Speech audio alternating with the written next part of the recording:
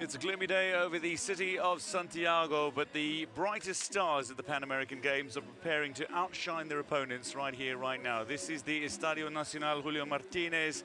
It's the national stadium that hosted the grand opening ceremony to officially open Santiago 2023, but now the focus very much on the track and field. It's day 3 of the track and field competition at the 19th Pan American Games as we welcome you to this great venue. Over 6 days of competition, you'll witness a variety of competition in running, jumping, throwing events, the oldest forms of organised sport. Plenty to enjoy on the programme that sees the start of the 2-day women's heptathlon with 4 events this session, plus the semi-finals of the men's and women's 400-metre hurdles and the 200 metres, all surrounded by 5 finals, including the women's hammer throw final, the women's 100-metre hurdles, men's 110-metre hurdles, and both the 400-metre finals as well. So plenty for you to enjoy on this programme in this session. We've also got a host of medal ceremonies to come. You can enjoy the 100-metre medalists receiving their gold, silver and bronze medals. Temperature around 13 degrees Celsius, but dropping sharply. The humidity is around 55%, but with the umbrellas out and the raincoats out, you get an indication that it is a little wet here in Santiago. Indeed, some light rain falling on the venue as we prepare to get underway. This is the most significant multi-sport event in the history of the country. The country, though, that hosted the 1962 FIFA World Cup, in which Brazil, without an injured Pelé, claimed the title right here at the Estadio Nacional. Athletics formally got underway on the 22nd of October with the men's and women's marathons, while the race walks took place a week later. The track and field started on Monday, the 30th of October. First athletes preparing to make their way to the starting lineup. This is the women's heptathlon 100 meters hurdles that'll begin the heptathlon, a 7-event competition, an all-round test. So let's get the session underway in the heptathlon. Start list for the first heat of the 100-meter hurdles: Pirelli, De Souza, Vasconcelos and Gray.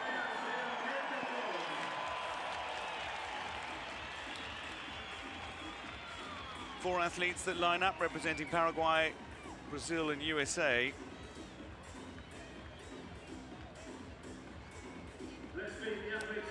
Ana Pirelli, very good javelin thrower, national record holder of Paraguay with 5,907 points, the 34-year-old, 4th in Lima, 3 times the national champion. First, though, in 2006, she goes in lane 3.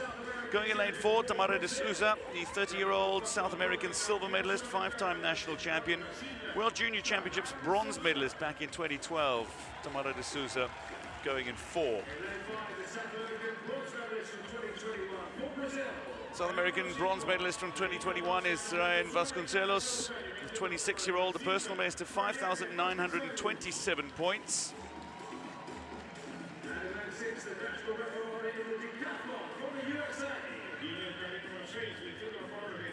Going for USA in lane 6 is Jordan Gray, former national champion from Wisconsin. The 27-year-old set a personal best of 5,903 points at the 2019 USA Track and Field Champs. The world record held by the great Jackie Joyner-Kersee, 7,291 points. That's a mark that is not likely to be breached by anybody anytime soon. That's set at the Seoul Games in Korea in 1988. Jorge Luis Rodriguez's Pan American heptathlon record, 6,333. So the rain comes down as the athletes prepare to get the heptathlon underway. The first event in this ultimate all-round test for women, a 7-event contest.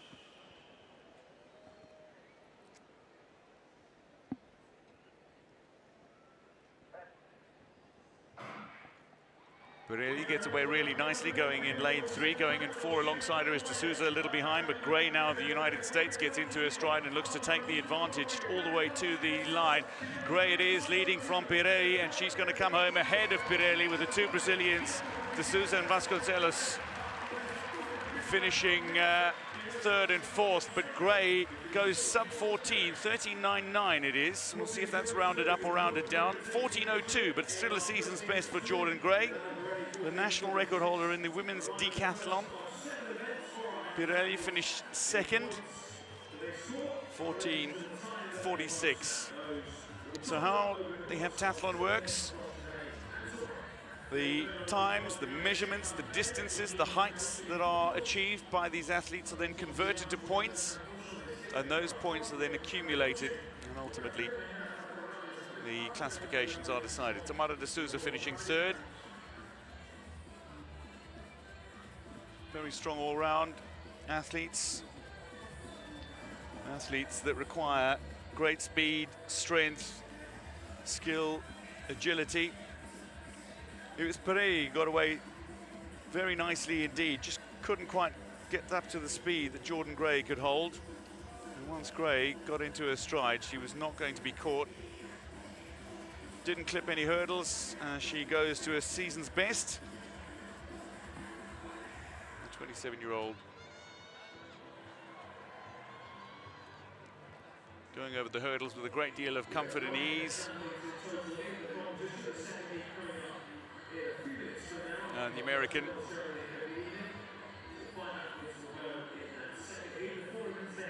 in not the best of conditions, given the rain that's falling. A very quick time, all things considered, for Jordan Gray.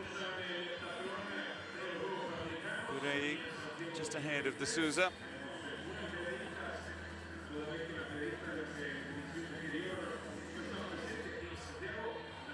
Gray starting on a most positive note.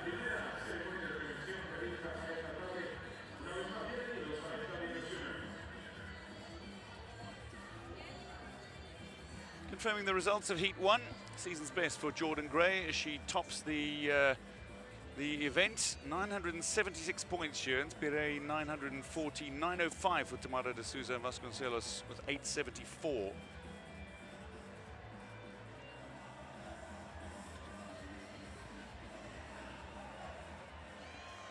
Rain starting to get just a little heavier now.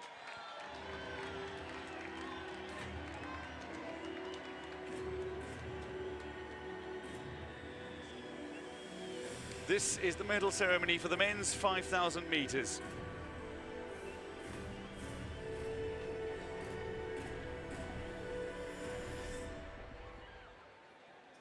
An utterly enthralling event. It came down to a sprint finish and saw a disqualification.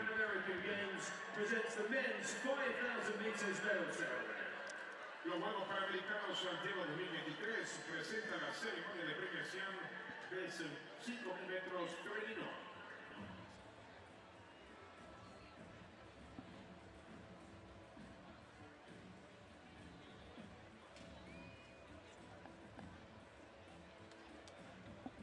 The medalists making their way out.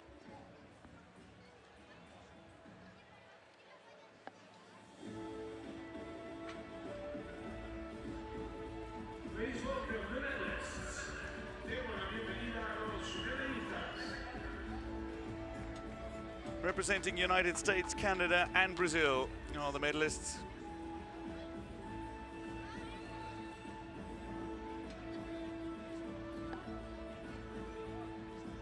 The medals will be presented by Michael Fennell, Panam Sports honorary member. La medalla será presentada por Michael Fennell, miembro honorario de Panam Sports. Accompanied by Juan Scott. Michael Fennell and Juan-Luis Carter presenting the medals and mascots. Presidente de la Federación Atlética de Chile.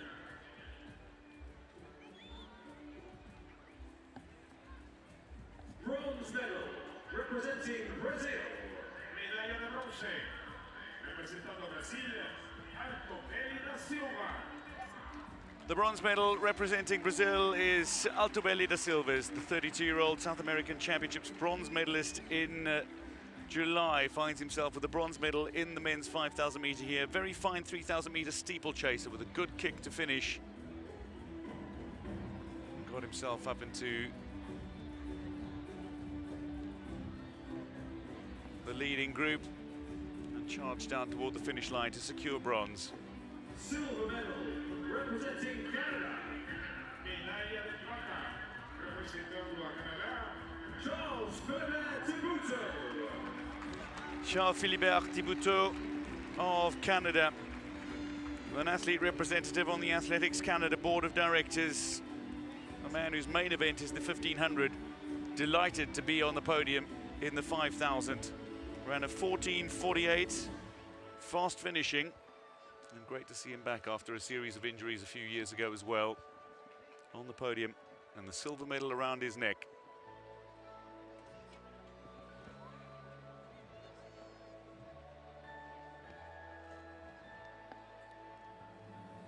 Gold medal and Pan American Games champion, representing United States of America.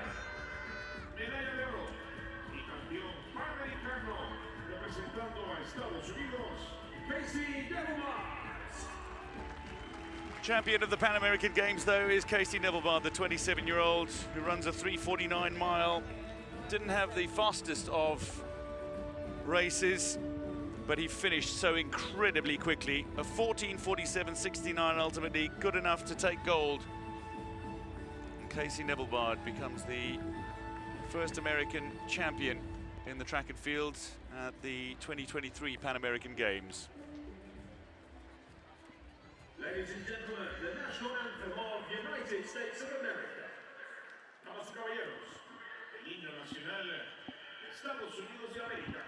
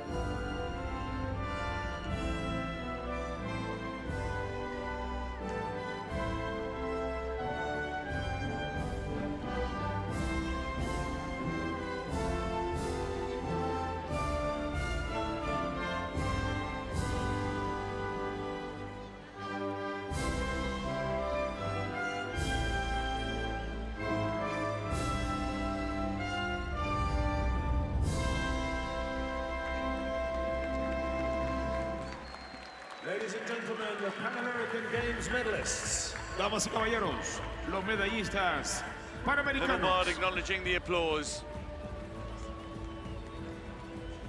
Confirming the medalists in the men's 5,000 meter, Casey Nevelbard is your champion. Charles-Philibert Thibouteau takes silver, and Altobelli da Silva, Brazil, takes bronze.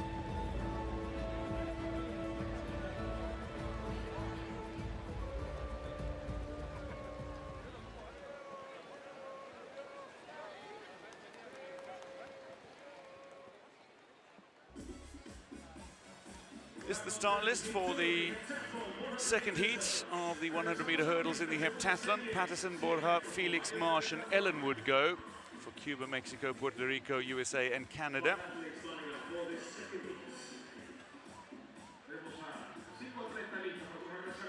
Representing Cuba, Maurice Patterson, the 22-year-old 2022 national champion, reigning high jump national champion incidentally. The best of 6,113 points overall, 14:03 season's best for the 100 hurdles. Lilian Borja, 25-year-old, four-time and reigning national champion, representing Mexico, goes in lane 3. 13:72 this season in the 100-meter hurdles. Elizabeth Felix, representing Puerto Rico, goes in lane 4, the 30-year-old. 3 times long jump, 3 times high jump, and 2019 100-meter hurdles national champion. She goes with a 13:80 this season. Erin Marsh, the 2022 NCAA bronze medalist for Duke from Georgia in the United States. The 24-year-old goes in lane 5. Canada's Olympian Georgia Ellenwood goes in lane 6, the 28-year-old, with a personal best of 6,314 points. The best in the hurdles, though, of 13:80.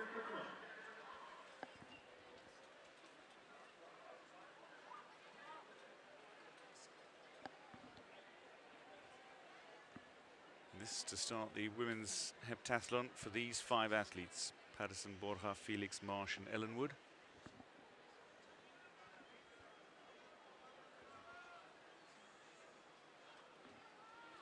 Rain coming down significantly harder now.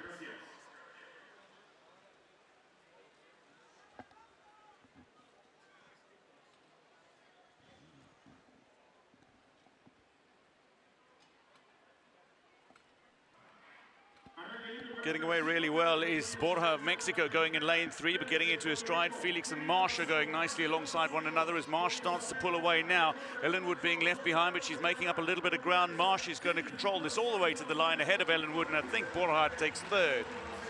The Mexican just coming through in the closing stages to pip Felix. But Marsh taking it sub 14 seconds. 13:39, the winning time for Erin Marsh. That'll be converted to points, and that'll be well over 1,000 points. Georgia Ellenwood with a 13:92. That'll be just under 1,000 points.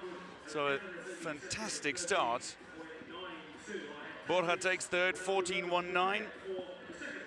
That'll be over 900 points for the Mexican athlete who finishes 3rd.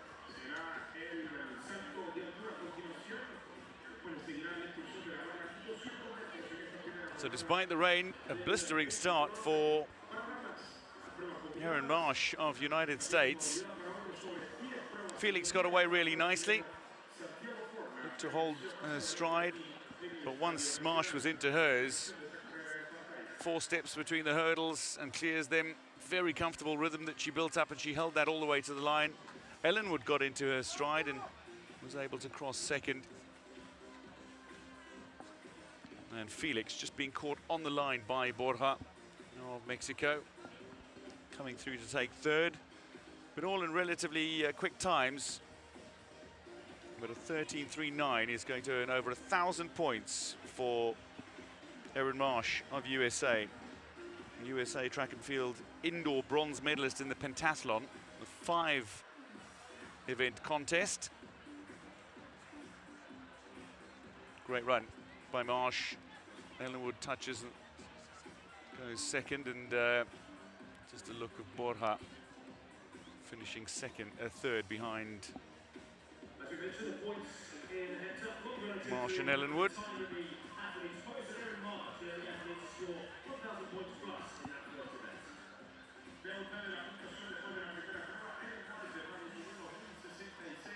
Results from Heat 2, Erin Marsh, 1,066 points for that 13:39. She goes ahead of Ellenwood, who earns 990 points. Well, that's a fantastic start. So results then after one event: Marsh, Ellenwood, Gray of USA, Canada and USA. Borja finishing 3rd in her heat, is 4th overall. It's time to get things going in the women's hammer throw final.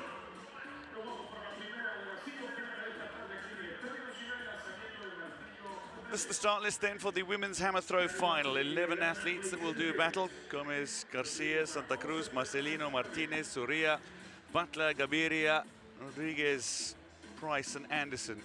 Let's introduce the athletes to you.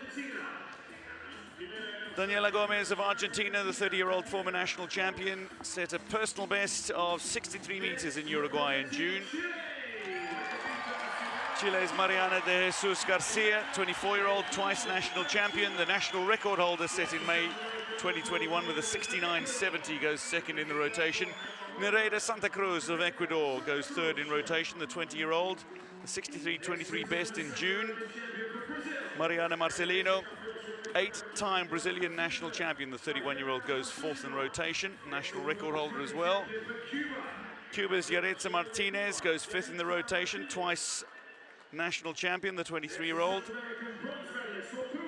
South American Championships bronze medalist, the 22-year-old Ximena Zoria goes for Peru, 6th in rotation. She turns 23 tomorrow. Kayla Butler of Canada goes 7th, the 25-year-old, 3-time NCAA All-American. South American Championships silver medalist, the 26-year-old from Colombia, Mayra Gaviria, goes 8th in the rotation. Rosa Rodriguez, the South American champion and 2019 bronze medalist, the 37-year-old, 2015 Pan American Games gold medalist, goes 9th. But the #2 thrower of all time, representing United States, is Deanna Price, the 30-year-old, the 2019 world champion and indoor world record holder. Deanna Price goes 10th in the rotation. And it's her compatriot, Brooke Anderson, who goes last, the 2019 silver medalist at the Pan American Games, but the 2022 world champion with 80.17, her best. 3rd on the all-time list. Deanna Price 2nd on the all-time list. This is set to be a cracking contest. 2 former world champions going head-to-head and a former Pan American Games champion in Rosa Rodriguez. Anita Włodarczyk is the best of all time, 82.98, that world record that stands, but the next 2 best are here and competing. Deanna Price and Brooke Anderson. They will go 10th and 11th in the rotation. The rotation having been decided based on personal bests this season.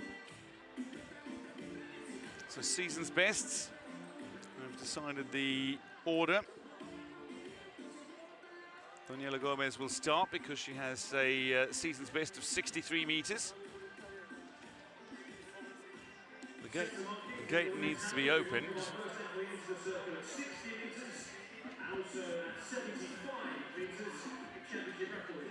So the hammer needs to land in that demarcated sector. Daniela Gomez to start, former national champion of Argentina. And she sends one out towards the 60-meter mark as the hammer buries in the ground. And the point at which it lands, closest to the circle, will be measured to the front of the circle, and that'll be the distance. But out over 55 meters, surely.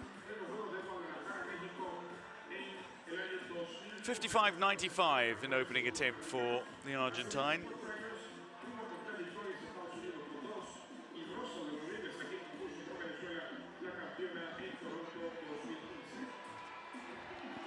Now Garcia of Chile, the national record holder, set in May 2021. 69.70 is the national record. The twice national champion is only 24 years old. Hasn't been competing much this year, but 63.20 her best.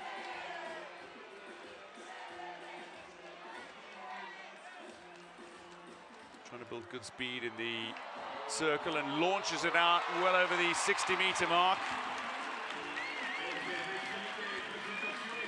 So a good start for Garcia. To take it out towards 62, 63 meters.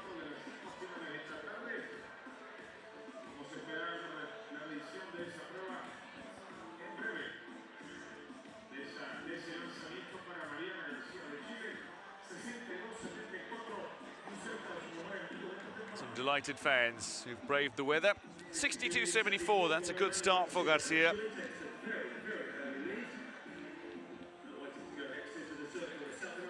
Considering the conditions, that's a really good start. South American under-23 champion, Nereida Santa Cruz.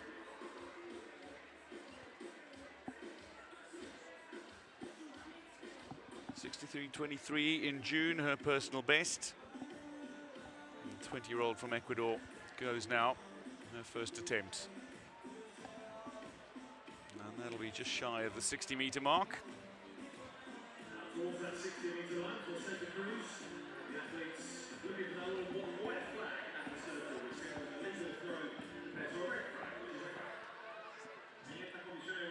Launching the hammer out. So athletes throw this metal ball that is attached to a grip by a steel wire no longer than 1.22 meters out. Santa Cruz 57.69, her early mark. And for the throw to be measured, the ball needs to land inside that marked 35-degree sector, and the athlete must not leave the circle before it is landed. And then only from the rear half of the circle. Now, Marcelino, 8-time Brazilian national champion and the national record holder with 68.35 meters. She's only gone 64 this year, and that's well short of 60 meters.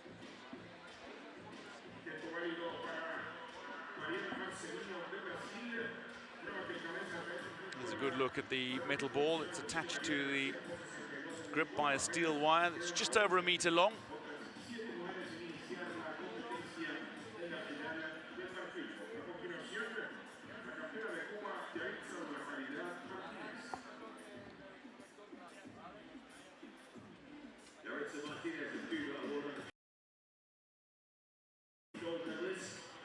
Marcelino, 55.46 her opening attempt.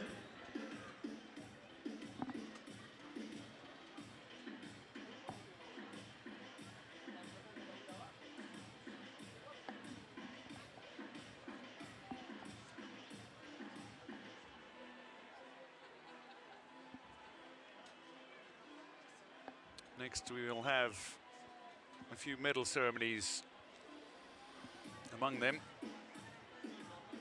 the decathlon.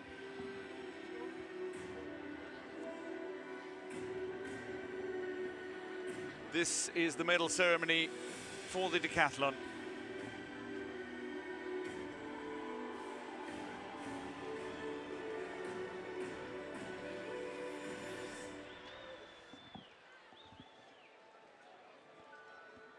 The Santiago 2023 Pan American Games presents the men's decathlon medal ceremony.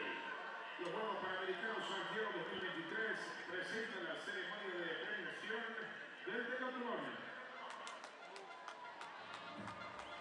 Please welcome the medalists. Demos la bienvenida a los medallistas. The medalists making their way out, representing United States, Brazil and Chile. The host nation with their second athletics gold medal. Panam Sports Executive Board Member and President of the Chilean Olympic Committee. Miguel Angel Mujica and Juan Luis Carter will be presenting the medals and mascots. Presidente del Comité Olímpico de Chile. Accompanied by Juan Luis Carter, President of the Chilean Athletic Federation. Acompañado por Juan Luis Carter, Presidente de la Federación Atlética de Chile. Bronze medal representing United States of America. Medalla de bronce representando a Estados Unidos, Ryan Talbot. Ryan Talbot of the United States of America is the bronze medalist, a man who put together a very fine series. After day one, he was down in the standings, but his second day was outstanding, particularly in the discus. And he found himself shifting up into the medal positions and able to helm that through to the 1,500 meter, the very last event. Last year's Big Ten champion for Michigan State is the bronze medalist at the Pan American Games.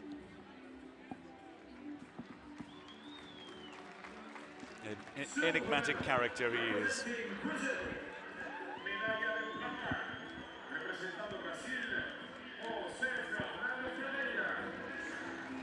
Jose Fernando Ferreira, the South American champion, three-time national champion, is the Pan American Games silver medalist. He finished just 6 points ahead of Talbot, but enough to secure that second place and a silver. He put together a fine series with a very strong second day that secured him second place.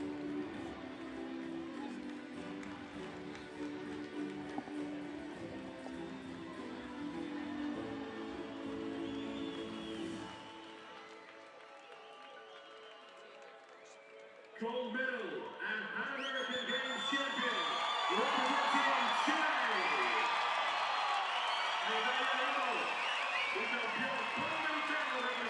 But the champion of the Pan American Games is from the host nation, representing Chile in Santiago. Santiago is golden. Santiago Ford is the champion, fourth of the 2016 World Junior Championships.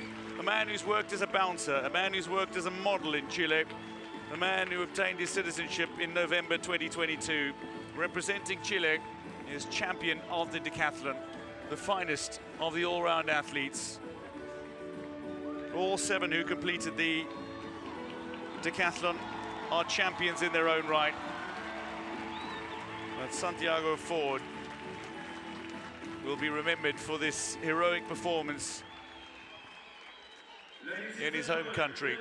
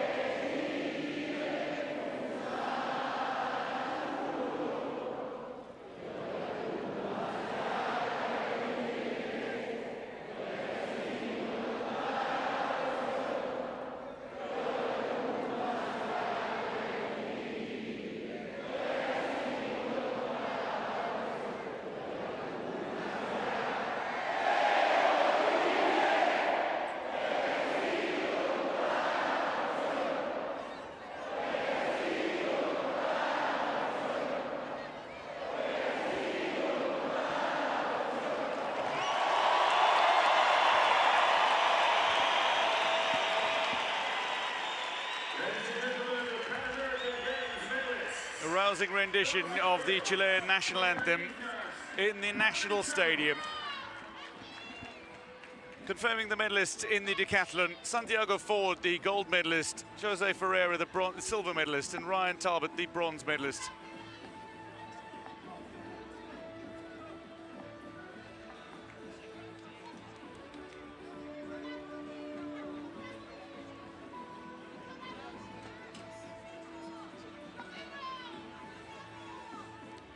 Women's hammer throw final. Here's Gaviria of Colombia. She can go out towards 65 meters. Oh, that is very good effort. That is out towards 65 meters. She's gone 68 so far this year, but given the conditions, to get her out towards 65 meters is a really good opening effort.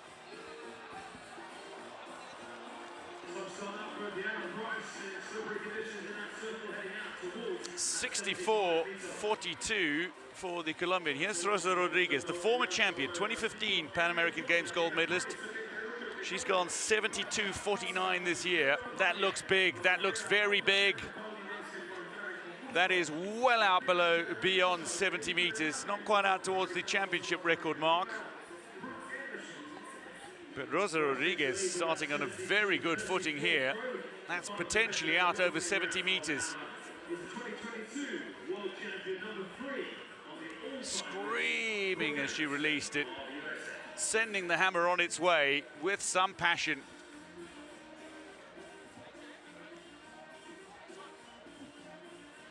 .71.24. That's a brilliant start for Rodriguez.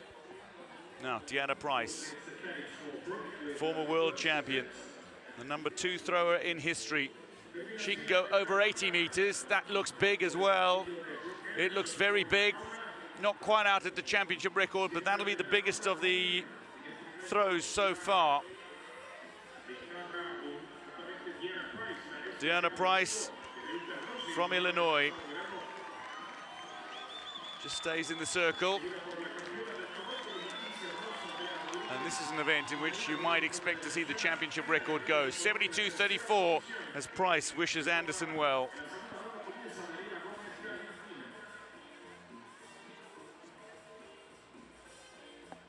Second attempt now for Daniela Gomez.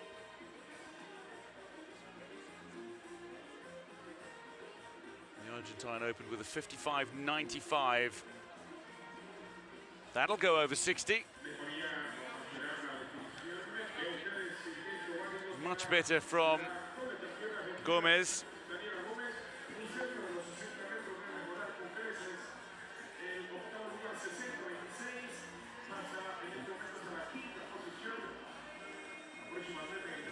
.26 meters for Gomez. That's a lovely leap up for the Argentine. She goes to 5th overall. Chiles Garcia. She opened with a 62.74.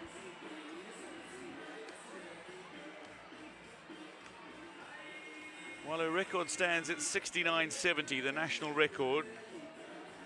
She hasn't quite got near that mark in recent times. Her best this year is 63.20, but if she can improve on that here, there will be some delight. This looks promising. I don't think it's quite as big as her opening effort. Credit to the athletes. The circle is getting a little bit wet, and there's a settled rain over Santiago. Continues. That circle will get a little wetter. Big release, strong left side. It's a 61.49, just shy of her opening round effort.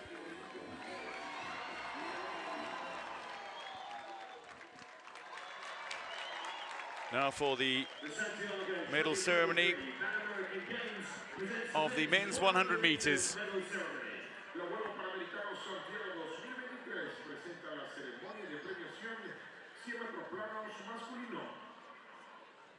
Please welcome the medalists. Damos la bienvenida a los medallistas. The medalists making their way to the podium. These three men finished within 1/100th of a second of one another.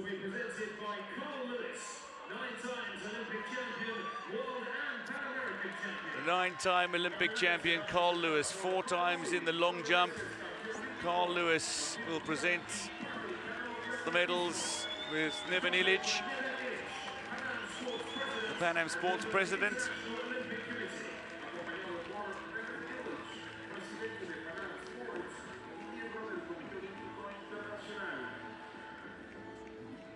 Bronze medal, representing Guyana. Medalla de bronce, representando a Guyana, Emmanuel Archibald.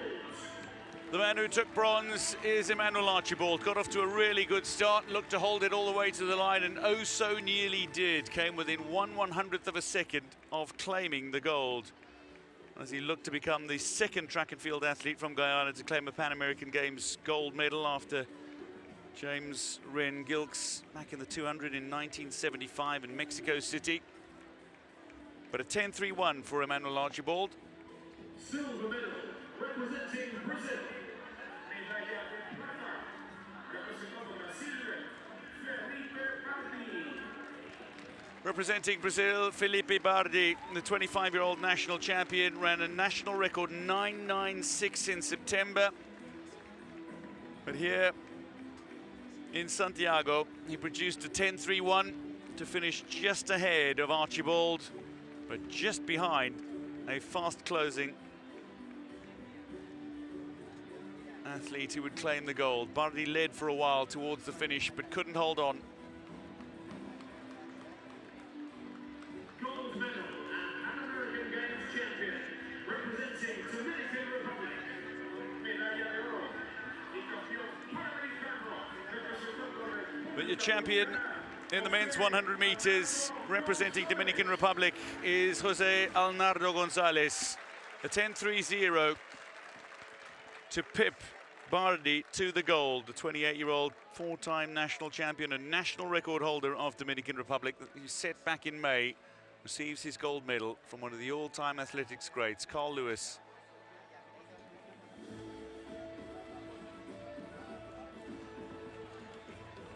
And for the second time at this venue, we will have the national anthem of the Dominican Republic. Dominican Republic. Damas y caballeros, el himno nacional de República Dominicana.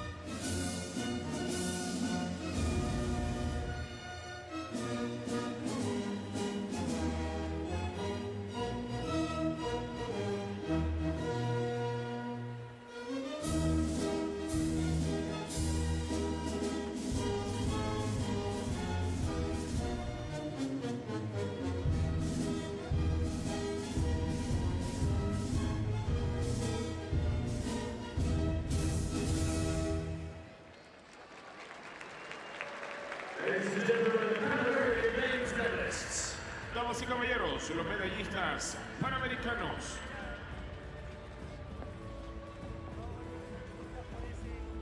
Confirming the medalists in the men's 100 meters. Jose Gonzalez of Dominican Republic takes gold, Felipe Bardi of Brazil silver, and Guyana's Emmanuel Archibald with bronze. Kayla Butler of Canada now in the women's hammer throw final.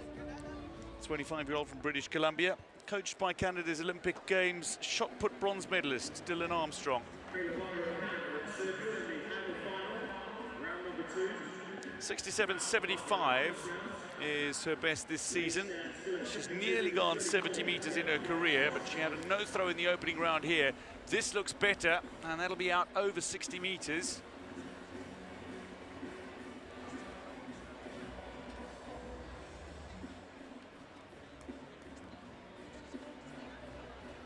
So athletes generally 4 or 5 rotations before releasing the hammer, build up momentum.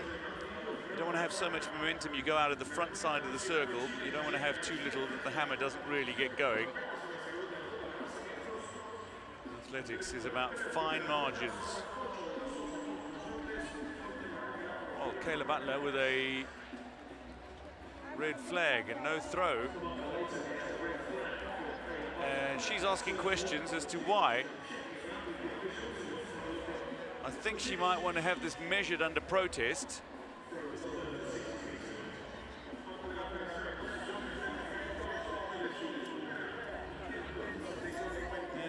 Por primera vez en la historia, los Juegos Panamericanos serán transmitidos en vivo y gratis en todo el mundo a través de Panam Sports Channel. Más de 6.900 atletas, 1.900 horas de acción, 9 señales en vivo. No te pierdas Santiago 2023, del 20 de octubre al 5 de noviembre, en las aplicaciones web, móviles y de TV. Descarga ahora Panam Sports Channel, el canal oficial de los Juegos Panamericanos Santiago 2023 para el mundo. Gaviria rushes the gate on the way out.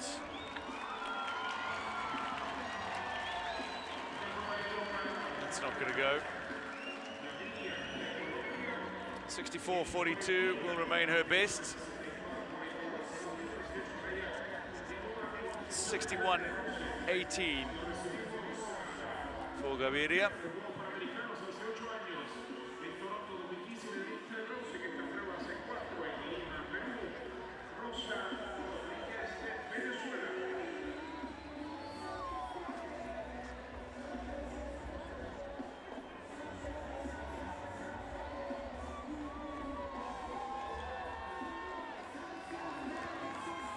Venezuela's Rodriguez. 71-24 to open. Really good attempt for the former champion back in 2015 in Toronto.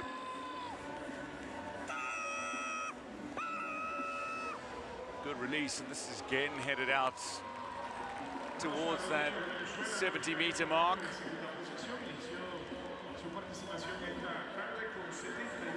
Not quite as long as her first, I suspect.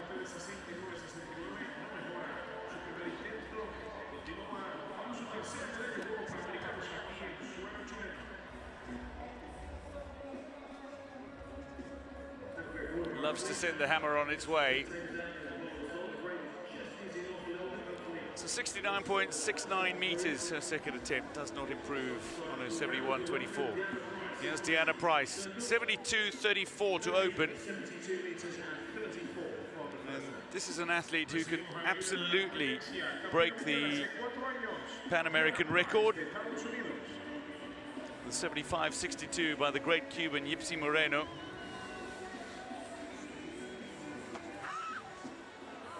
Brushes the gate. That's not going to go out anywhere near that championship record mark, and she doesn't like it. Steps out the front side of the circle, so it's not going to be measured.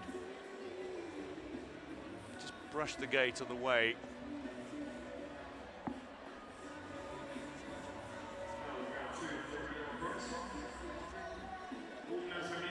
Doesn't like it. Brooke Anderson will have a go now. Brooke Anderson, the 2022 world champion, silver medalist from 2019. A no throw in the first round. Anderson's gone 80.17 meters. That's the best in the world this year. Maybe the championship. Oh no, into the gate.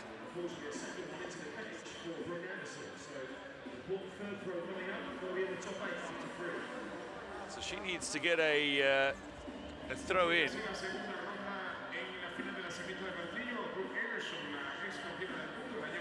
Knew that was wrong from the moment she let it go. So two no throws.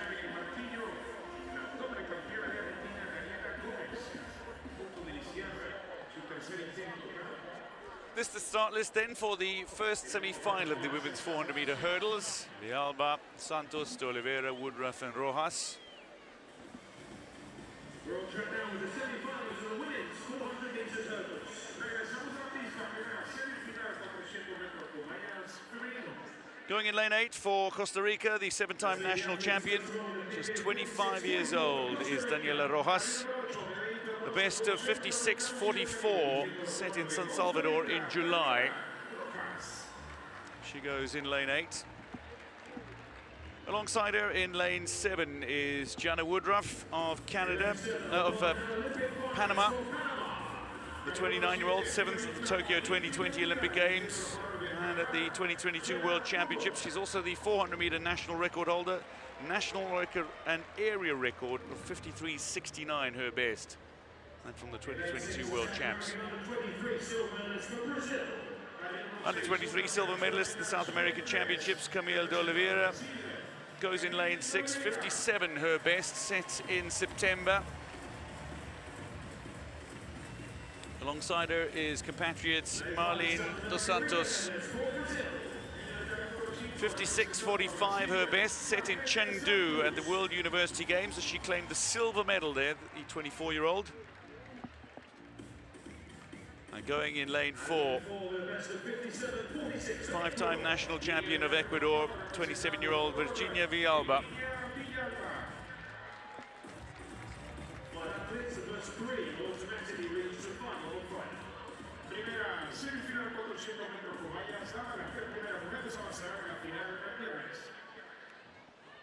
Crowd that has braved the weather to enjoy this action. World record held by Sydney McLaughlin, 50.68 when she broke Dalilah Muhammad's world record.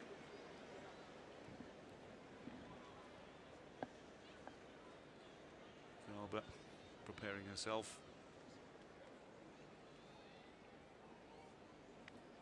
top 3 automatically qualify for the final, and then the next 2 fastest across the semi-finals.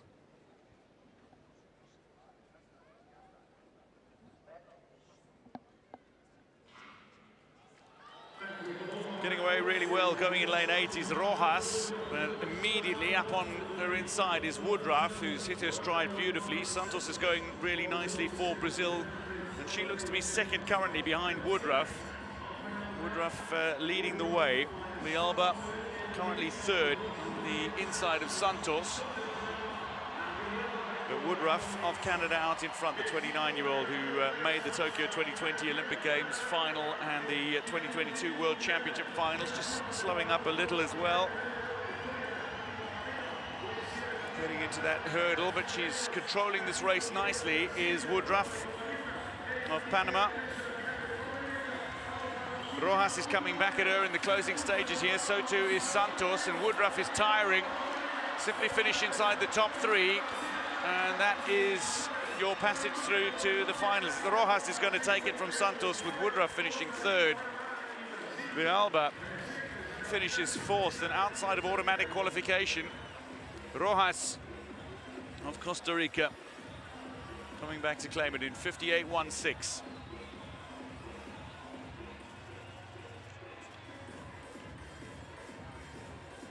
Santos second, 58.29.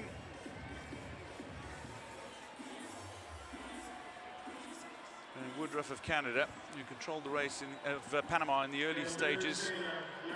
Woodruff with a 58.68.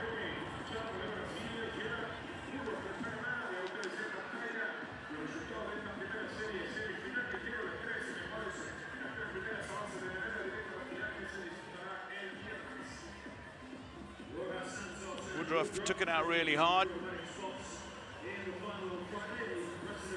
Got herself into a really good position. She sprinted down the back straight. Coming out of the second bend, though, she found herself being caught by both Santos and Rojas. Taking the hurdles nicely and cleanly, which is what you want. But Rojas finishing strongest. Santos going with her.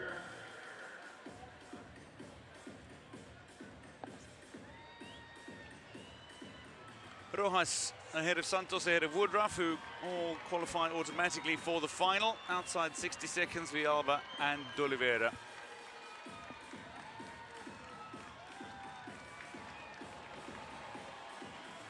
It's Garcia of Chile, third attempt.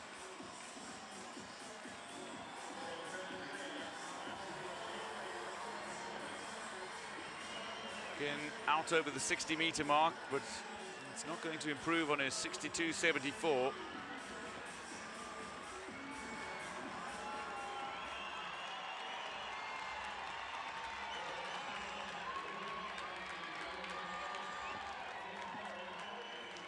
So 61.10. It's a good consistent series that she's putting together. There's Marcelino. A no throw in the second round after a 55.46. She needs to go big. That'll be an improvement.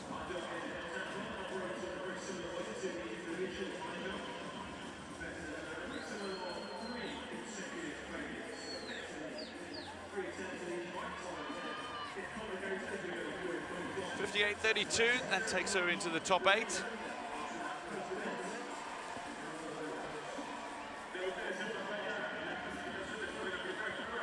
Martinez of Cuba next to go.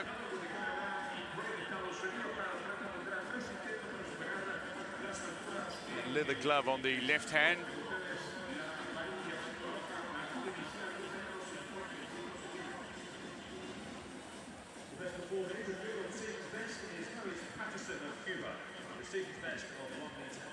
No. Martinez, 67.47 at her best. World Junior Championships bronze medalist in 2018. World Youth Championships silver medalist in 2017. Very promising start to her career. Tries to get this one out there. She loses her balance. That goes over 60 meters, but it won't be an improvement on the 61.02 she had in the second round.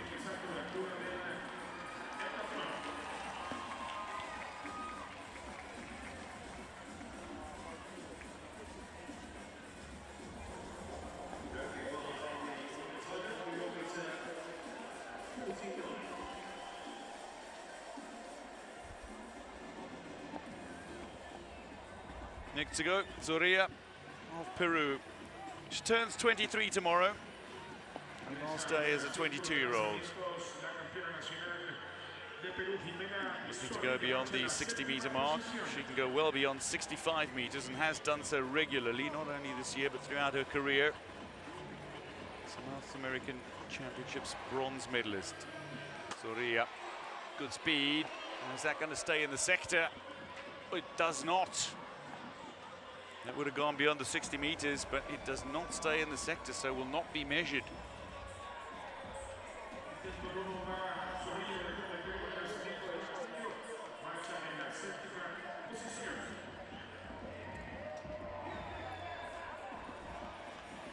So 2-0 throws.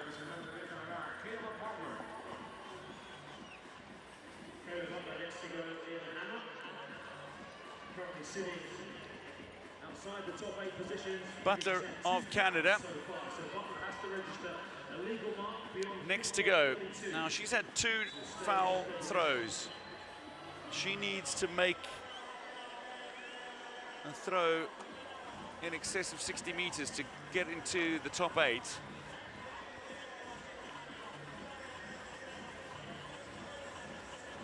So that she can have 3 further throws, 3 further attempts. And this is also cutting it fine, is close to the edge of the sector. It's well over 60 meters, and that's a good effort by Kayla Butler. So job done. She will stay in the women's hammer throw final. Now towards 63 meters, maybe 63 and a half.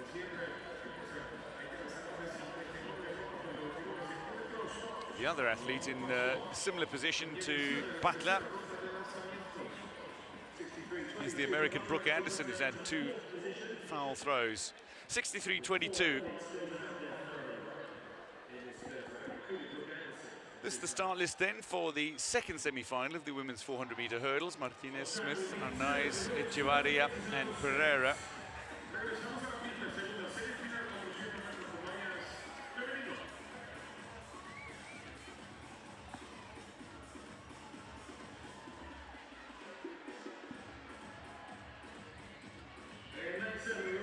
Going in lane 7, the 23-year-old, twice national champion, Cheyenne Pereira. Area record set in Sao Paulo in June 2021 of 55.15. Going in lane 6 is Zurian Echevarria, 5-time national champion. The 28-year-old ran her personal best 54.99 at the Tokyo Olympic Games, 2011 World Youth Championships bronze medalist. Going in lane 5 is Chile's national champion, the 23-year-old Maria Arnaiz. Last month in Cali, Colombia, she ran a 58.58, her best.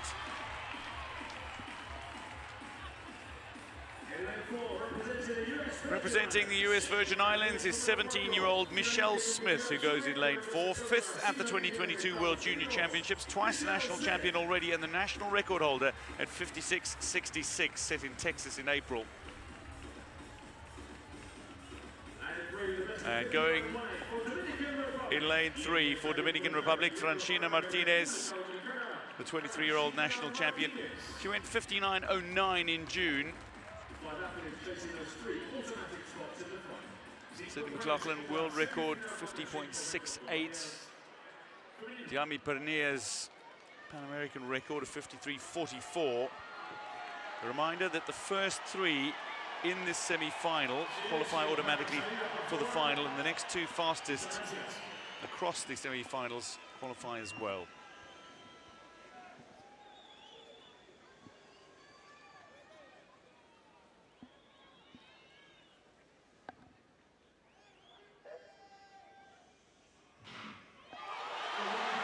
Chile getting away very nicely, but going quickly is Pereira of Brazil out in lane 7. Echevarria, though, is taking her time about getting into her stride, and she's somebody that has genuine pedigree in this race. running at the Tokyo Olympic Games and a World Youth Championships bronze medalist in years gone by. Arnaiz is pushing really hard in the opening stages of this race. Is she going to be able to hold it all the way to the line? Arnaiz is leading ahead of Echevarria and Pereira at the moment. But Echevarria is looking to come into her own. So too now is Pereira. Arnaiz is just having a little bit of a struggle here. She took a stutter before that last hurdle. And the Brazilian Pereira is leading. Smith is coming back. Arnaiz is fading. And Pereira is dominating. Echevarria will comfortably finish inside the top three. So too Smith. But it's Pereira who takes it. And finishing fifth eventually is Arnaiz of Chile, behind Martinez of Dominican Republic. But Pereira takes it 57.85. The quickest of the semi-finals. The Brazilian will qualify fastest for the 400-meter hurdles final. Echevarria, 58.99. That qualifies automatically. So too does 17-year-old Michelle Smith, the US Virgin Islands.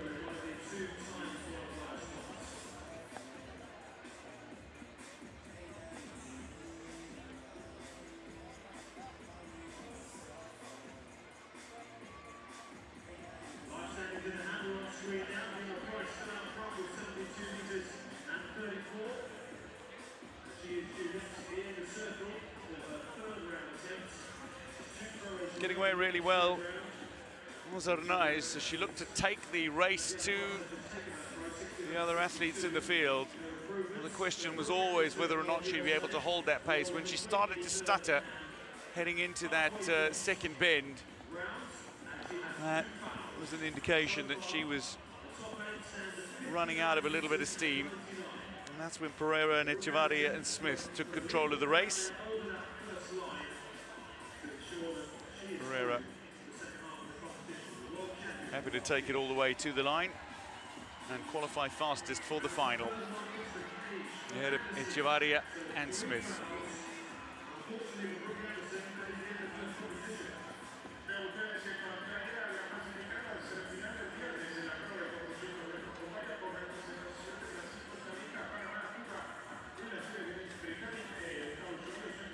Confirming the results.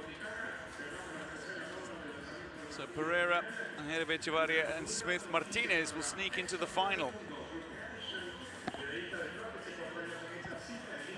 So these are the athletes who qualify for the final.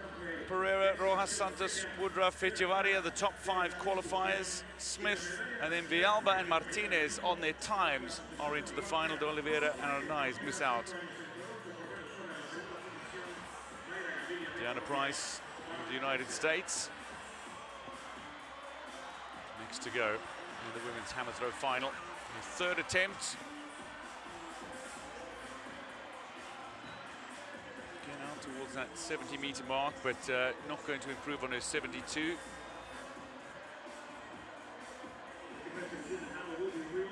.72.34, her first round attempt.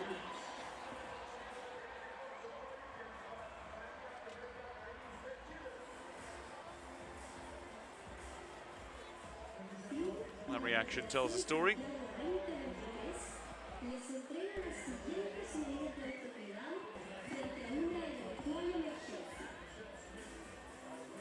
Just waiting for the measurement, and it won't be beyond a 72.34.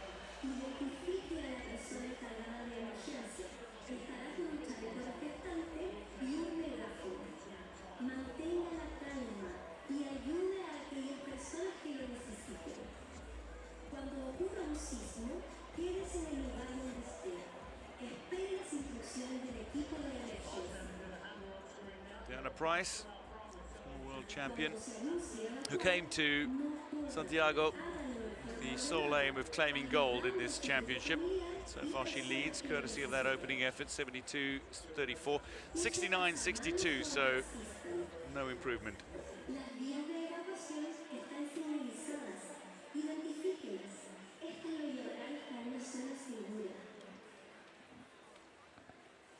Well, Well, this is the start list then for the women's high jump in the heptathlon. Pérez, Vasconcelos, Felix Gray, Borja de Souza, Ellen Wood, Marsh and Patterson.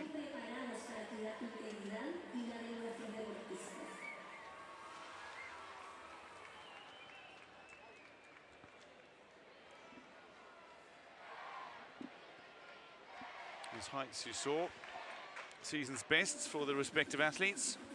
Here's Borja of Mexico, 175 this season, her best. This is her first attempt at 155.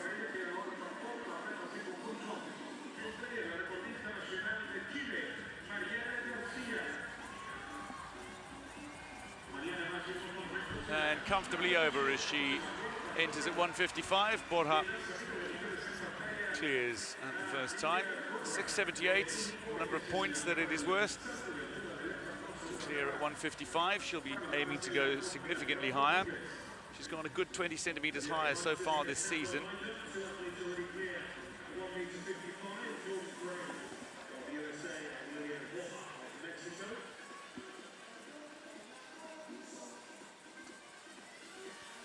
De Souza now at 155. She passed 149 and 152.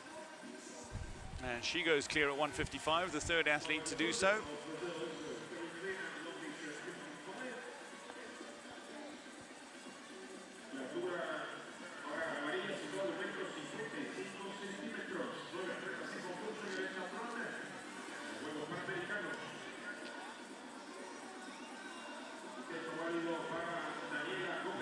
Ellen Wood of Canada. She loves her jewelry, does Ellen Wood. And you know it's going well for her if the jewelry stays. If she changes it, it's an indication it's not. Pérez, meanwhile, second attempt at 155 and takes it off with the calves.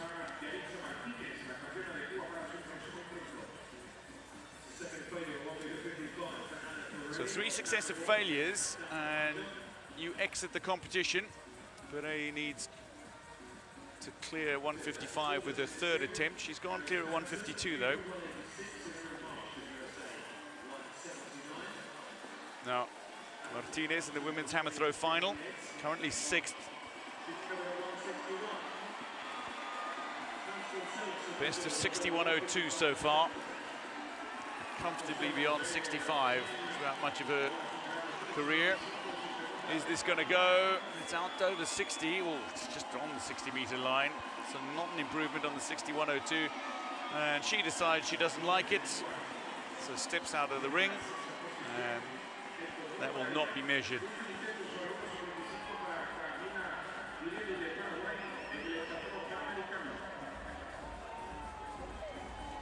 So no throw. 61.02 remains her best.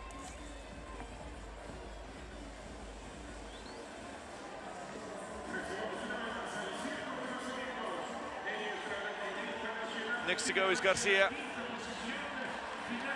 62.74 her best so far.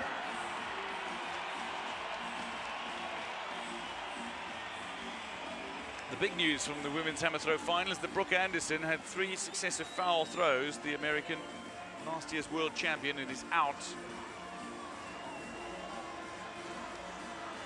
You need to be in the top 8. It's gone over 60 meters, but again, not an improvement on the 62.74, so she walks out of the front side of the circle, and that'll be a no throw. It'll be a foul.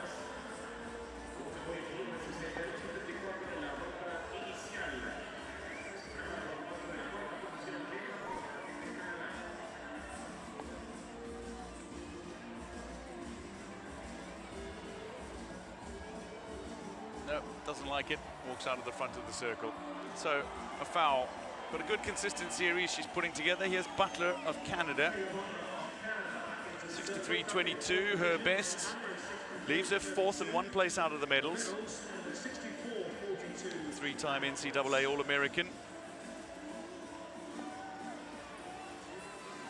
She was under pressure to produce a throw in the 3rd round, and she did so.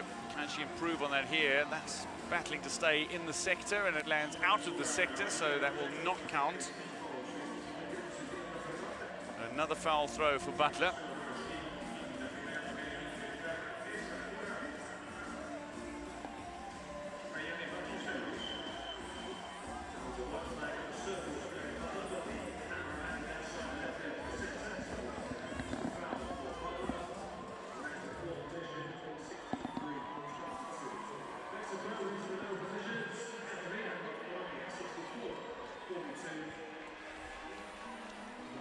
Colombia's Gaviria. Next to go. Currently in bronze medal position.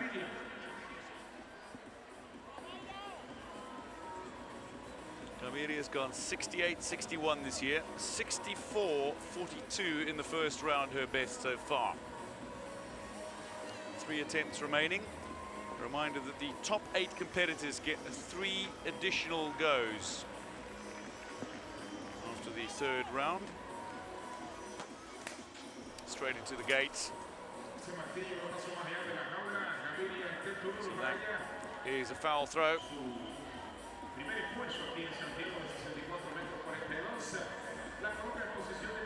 Just looked like her rear foot slipped.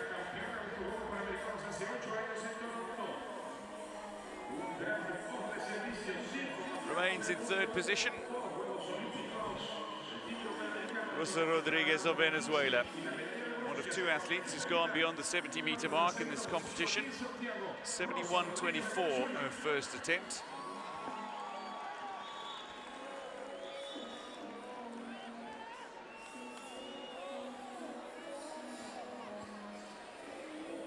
At her best, she's nearly 74 meters. Brushes the gate. That's not going to count. She walks out of the front side of the circle. She knows it's not gone beyond her best. Such a competitor is Rosa Rodriguez. She's always looking for further success. Gold medalist in 2015, bronze medalist in 2019. She's currently in silver medal position here. Last to go in the rotation for the last 3 rounds is Diana Price, currently leading the way, 72.34 meters. Her personal best is 80.31 meters, only the 2nd athlete ever to go beyond 80 meters. 80.31 at the Olympic trials in 2021. That's going outside the sector. It's big, but it will not be measured. So Diana Price has a 2nd foul throw.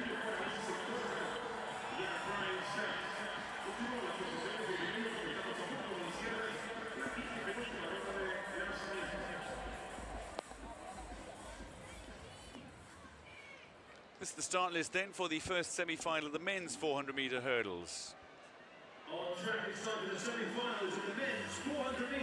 Ibanez, Campos, Santos, Suarez, Hyde, Munoz and Robinson.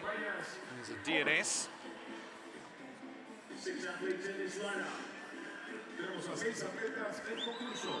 Going for Chile in lane 7 is Cristobal Munoz, the 22-year-old South American Championships bronze medalist in 50.89.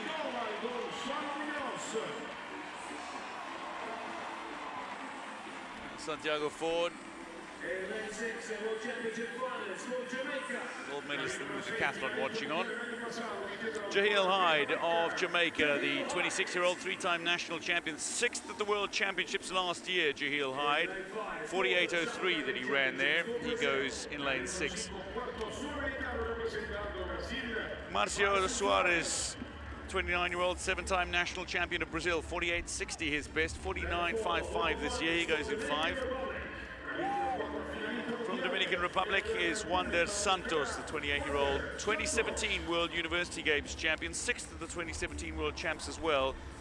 Ran a 48.59 at those World Championships. Guillermo Campos represents Mexico and goes in lane 3. Twice the national champion, the 22-year-old. He set a 49.55 in San Salvador in July as his best. And going in lane 2 is Pablo Ibanez, 4-time national champion of El Salvador. National record holder at 48.56. Set this season. He goes in 2. Carsten Warholm's world record is stunning, 45.94. Omar Cisneros went sub 48 at 47.99 to set the Pan American record in Guadalajara in 2011. 6 athletes hoping to finish inside the top 3 to automatically qualify for the final.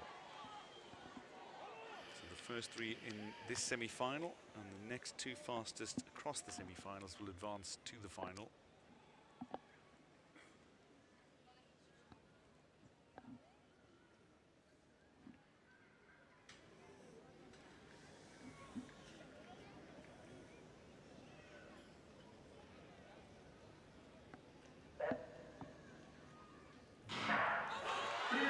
Jahil Hyde gets away nicely going in lane 6 for Jamaica, and he looks to be leading through the opening hurdle. Jahil Hyde coming up now in lane 2.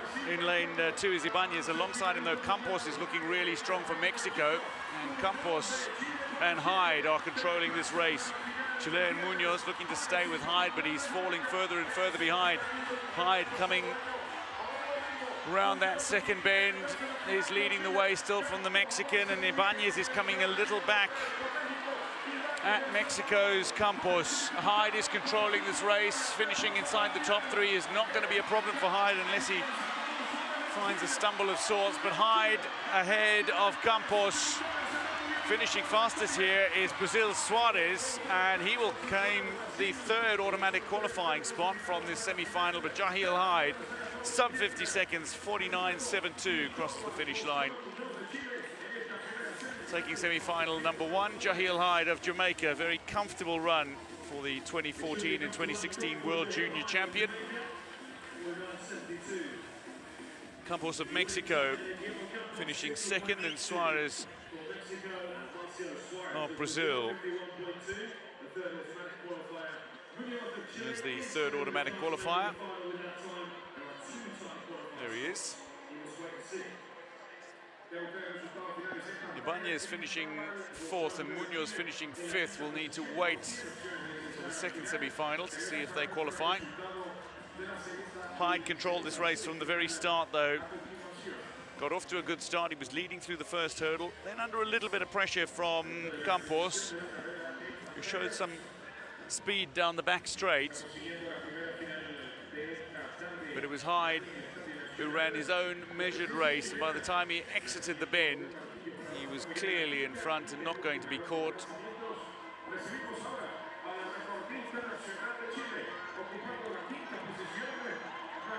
Front view of Hyde comfortably ahead and comfortably clearing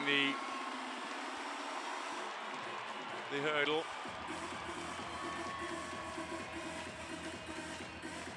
Former World Junior Champion at ease as he comes to the finish line. Ford cheering on Munoz, who finished 5th. Confirming the results, Jahil Hyde ahead of Guillermo Campos, Marcio Suarez of Brazil 3rd. Ibanez and Munoz will have to wait for the 2nd semi-final times to see whether or not they qualify based on their times. Back to the heptathlon high jump, Vasconcelos. First attempt at 161 and brushes the bar, but it stays on.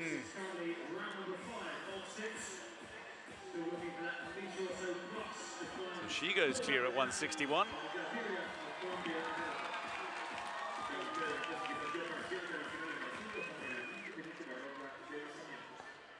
Kayla Butler next in the hammer circle. Only one legal attempt so far, and that in the 3rd round is 63.22. Will this go? How big is this? It looks a lot bigger. Oh, it is a lot bigger. So Kayla Butler has got that out some way, and maybe will displace Gaviria in bronze medal position. Butler waiting for the measurement. 65.10 sees into bronze medal position here. She displaces Gaviria. Colombia's Gaviria next to go. Sent the hammer into the gate last time out.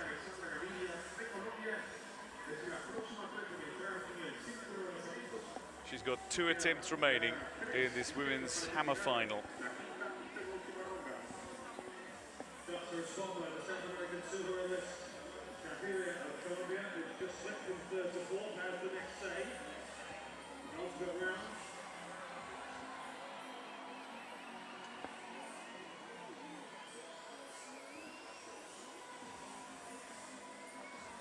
Gaviria building it up into the gate again.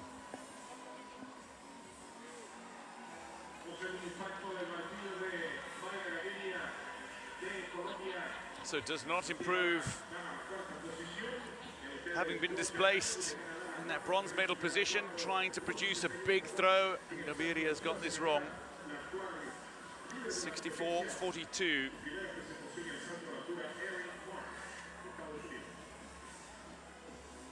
As the competitor currently in silver medal position, Rosa Rodriguez, 71-24, her opening attempt.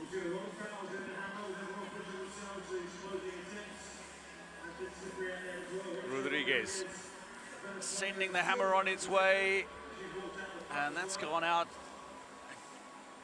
Well, it's gone up beyond 70 meters. She takes the red flag, so it's not going to be measured.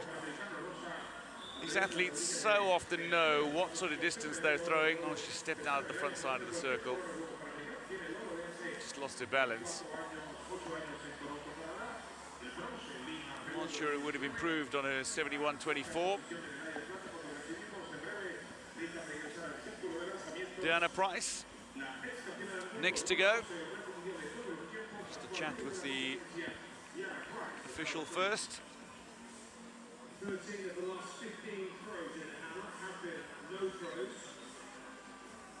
As Diana Price to complete round number 5, the event leader into 32-34. Currently in gold medal position, Diana Price, 72-34, her opening attempt.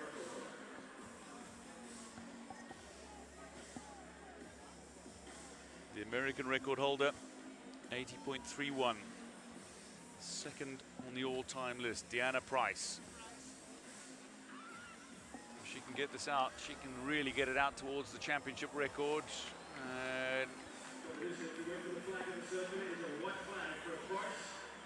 It'll be measured.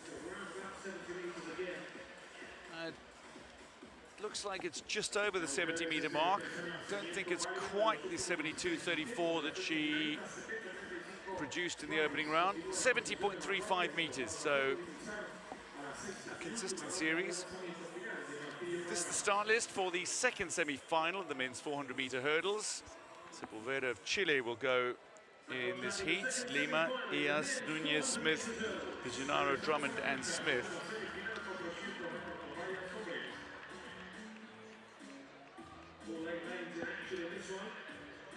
Eight competitors who go. Smith the second, James Smith the second, from Texas A&M, a man originally from Arizona in the United States, the 23-year-old 2019 Pan American Games under-20 silver medalist, 49-21 at his best. He goes in 8. Going for Costa Rica in lane 7 is the 4-time national champion, the 29-year-old Gerald Drummond, 48-11, his national record. Bruno De Gennaro, the 20-year-old South American Championship silver medalist from Argentina, 50.35 seconds, his best, goes in lane 6.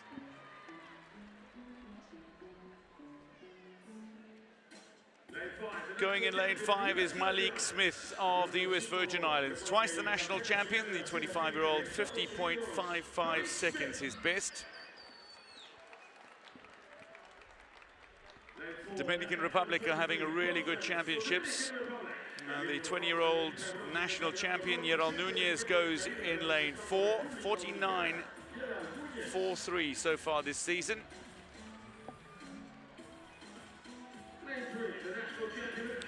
Joao Ias, the 21-year-old national champion of Cuba, has yet to break 50 seconds, but an opportunity here at these championships to do so. 50 seconds on the nose, his personal best. 20-year-old South American champion of Brazil, Matheus Lima, goes in lane 2, 49.10, his best. But going in lane 1 the national record holder of Chile, the 6-time national champions. 30 years old now is Alfredo Sepulveda. 49.62, that national record he set back in 2018. 51.24, his best this season, though. Karsten Warholm. It's astonishing that he's gone sub 46 seconds, but he has. It's the world record that stands. The top 3 in this semi-final advance to the final. The next 2 fastest across the heats. Semi-finals advance as well.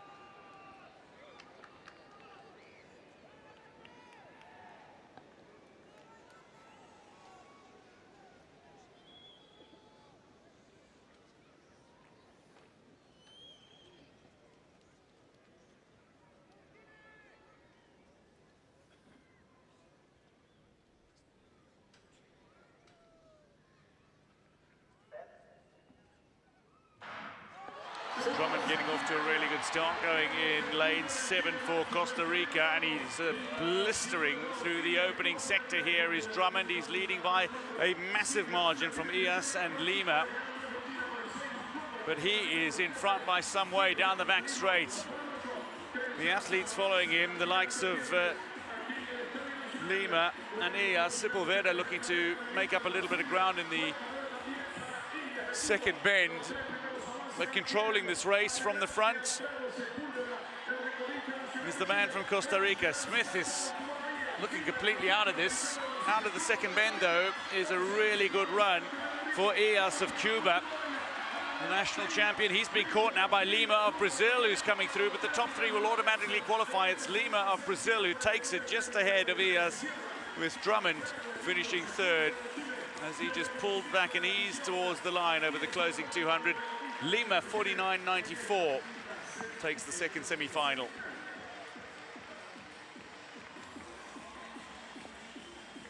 Ias, 50.05 seconds, just outside the 50-second mark.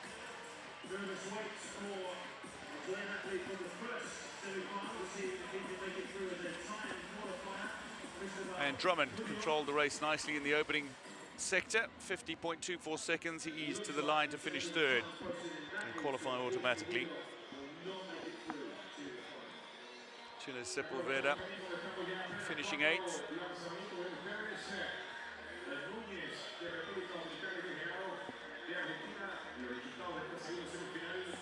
Just got off to an incredible start, did Drummond. Absolutely exploded out of the blocks. And through the opening 200 meters, he was well in front. And then Ias started to come back at him, and Lima looked to go as well. As Drummond just eased toward the line, Ias pushed a little harder, then Lima really pushed in the closing stages.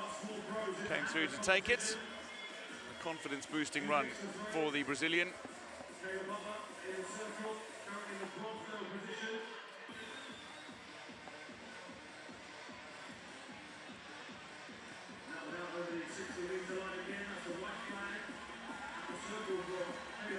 Lima, Ias, Drummond qualify automatically, but Nunez and Gennaro both sneak into the final.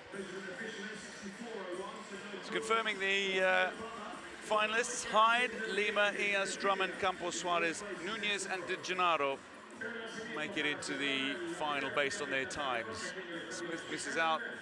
Smith the second, and Malik Smith. Ibanez, Munoz and Sepulveda of Chile miss out. Santos as well. Now, Gaviria, her very last attempt in this women's hammer throw final. She was in bronze medal position for much of the contest, but she's been displaced by Kayla Butler of Canada. Gaviria, her last attempt is to get back into the medals. The South American Championship silver medalist. Hit the gate with her last 2 attempts. This is better, but it's not going to go the distance she needs, and that means she will finish out of the medals, and she knows it.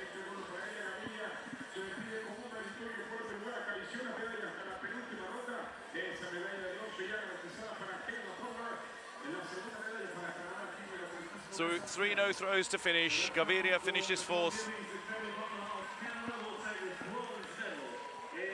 And that means Kayla Butler is confirmed as the bronze medalist. Rosa Rodriguez could still claim the gold here if she produces a big final throw. She needs to improve by over a meter, though, on her best to displace Diana Price in gold medal position currently. Rodriguez, last throw. That's pretty big. Oh, that is very close. Now, she likes it. Rodriguez. This could be big enough. Stays in the circle. It's out towards 72 meters. The mark to beat is 72.34. Really good way to finish. 71.59, so just falls short. Diana Price is the champion. Brooke Anderson congratulates her, the former world champion. Here is Diana Price, confirmed as the gold medalist. Can she produce a telling throw to finish this competition? Women's hammer throw final ends here and now. Diana Price is already the champion, but this is her final attempt. Sends it out. How long is this going? It's going very long, and it might improve on her best. It's not going to be a championship record mark.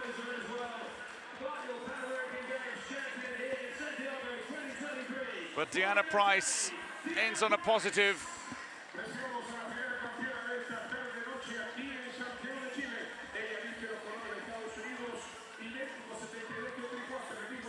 It's gone over 72 meters, almost certainly. Exactly the same as her first attempt, 72.34, Diana Price. She is your champion. And that final round throw, 72.34, is exactly the same as her first round throw, also of the same distance, which wins in the competition. So champion of the women's hammer throw is Diana Price. The former world champion is Pan American Games champion for the first time.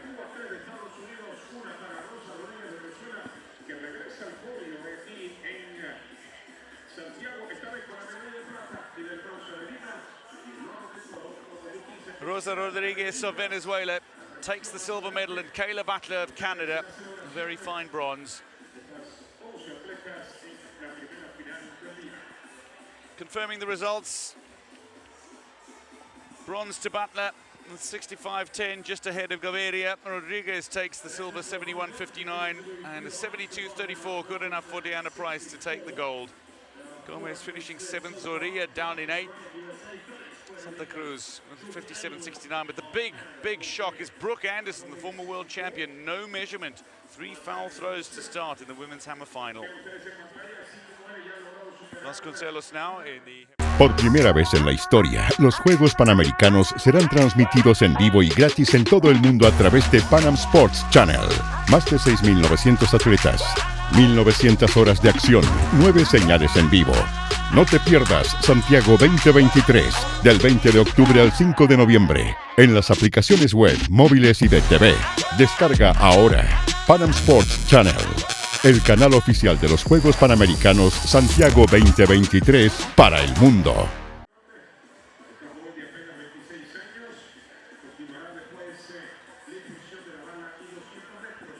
Nearly over, but just brushing the bar with her trailing leg. Here's De Souza. Second attempt for De Souza at 164.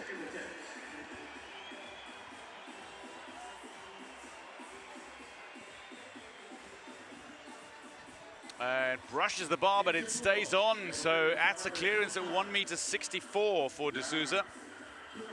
The Brazilian's gone clear at 175 already this year.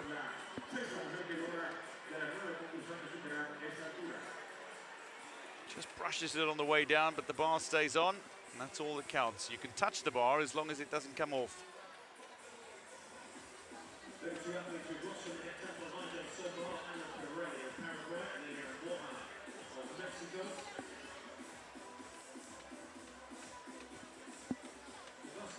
Vasconcelos, third and final attempt at 1.64. She needs to go clear here, otherwise she is out of the heptathlon high jump, like Pereira of Paraguay and Mexico's Borja, who went out at 1.52 and 1.58 respectively. Vasconcelos to clear 164. At the third and final attempt, it's not going to go, and she is out of the heptathlon high jump. 161 though will earn her 747 points.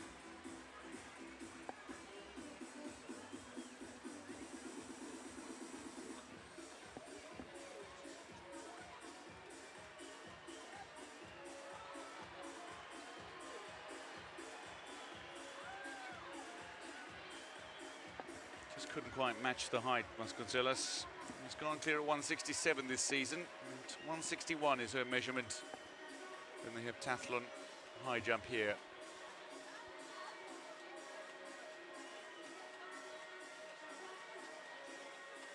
Third failure, unfortunately, for Vasconcelos of Brazilian heptathlon high jump on 1m64. Seems to lose out from the competition. Now moves up to 1m67. It's the bar moving up by 3 centimeters. Started at 155.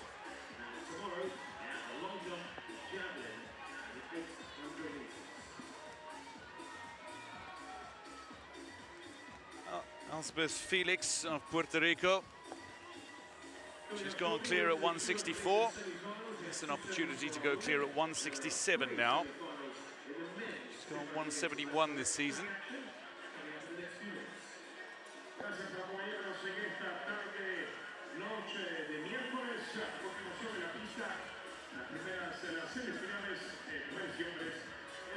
Elspeth Felix of Puerto Rico fails at her first attempt at 1m67.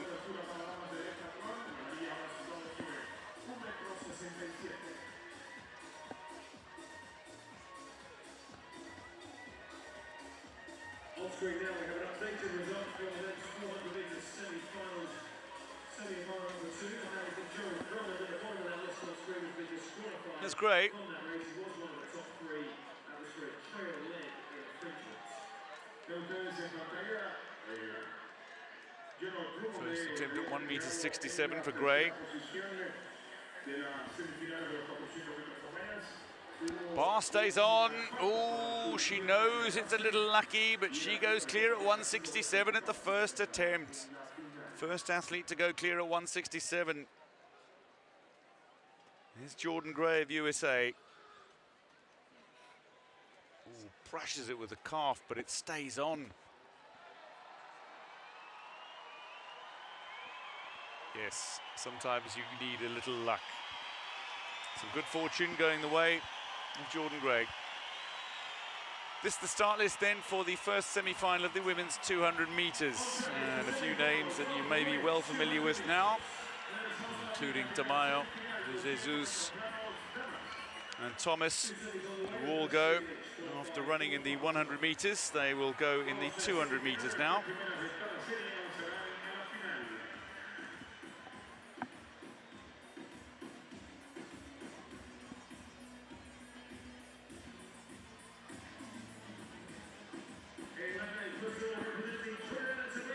Seven athletes who go. Going in lane 8 is Rhea Thomas of Trinidad and Tobago, turns 36 this month. Ecuador's Aymara Nazareno goes in lane 7, the 21-year-old. Martha Mendez of Dominican Republic, the 23-year-old national champion, goes in lane 6. Going in lane 5 is Lanica Locker of Antigua and Barbuda, the national under-20 record holder, set earlier this year at 23:58, 17-year-old. Ana Carolina de Jesus, the 25-year-old former national champion of Brazil, goes in lane 4, 22:99 she ran in July. Cuba's 21-year-old Ines Perez, 23:30 in Havana in May, her best. But the 26-year-old Houston-based in the United States, 6-time national champion of Mexico, Cecilia Tamayo, goes the national record holder with 22:45, set in Tampa, Florida back in May. She goes in lane 2.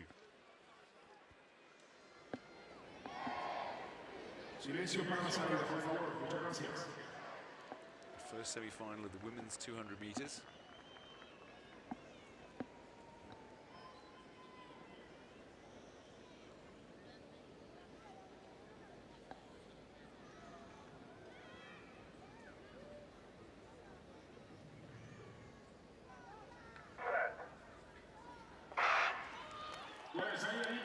Getting off to a really good start is the Brazilian De Jesus, who looks to be coming through the bend very comfortably indeed. Tamayo comes into her own now, running in lane 2, and she might be up on the bend on De Jesus, but the Brazilian is leading. Tamayo showing some strength. Locker of Antigua and Barbuda maybe looking to come back here, but De Jesus is going to control this to the line. Thomas is coming back and may finish second, just ahead of Tamayo.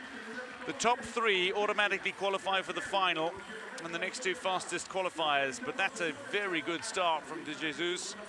23:61 her time as she crossed the line. Tamayo finishing 3rd, just behind Thomas.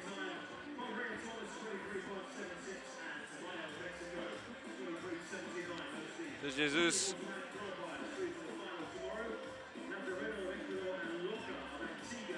sub 23 seconds so far this year. To go around that 23-second mark is a pretty good one.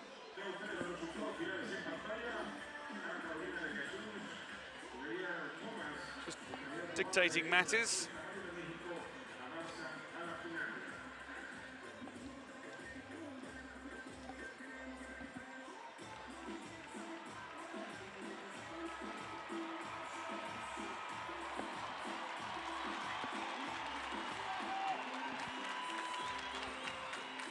Coming through very comfortably was De Jesus. Looked like Martha Mendes of Dominican Republic had to pull out early in the race. Thomas finished strong.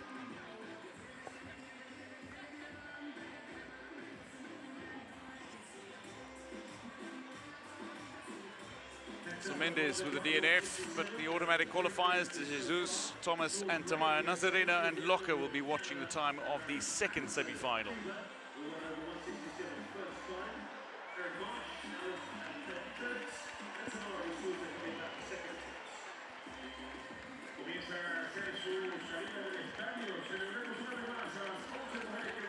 There's Ellen Wood of Canada. Always plenty of jewelry for Ellen Wood. It's her first attempt at 167, and she has the very slightest of touches on the bar, but it stays on. And she's gone clear at 6 at 167. That'll earn her over 800 points. Loves her jewelry, does Ellen Wood. De Souza, 2nd attempt at 167, and she takes the bar down, so Ellen Wood clear at 167. Gray is clear at 167 as well.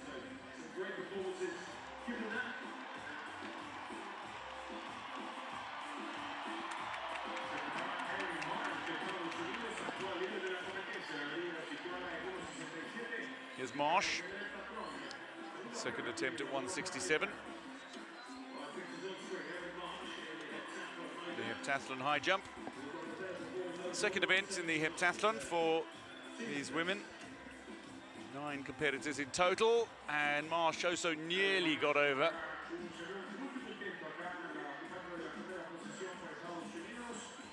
A little brush at the bar, but it's come crashing down.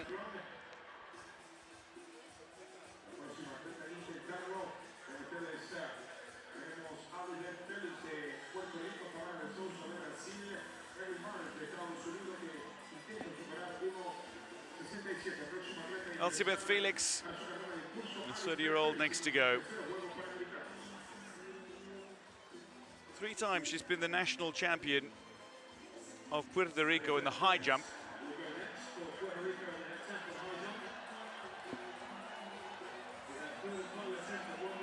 Third and final attempt at 1.67 meters. She needs to get over this. Stay in the heptathlon high jump.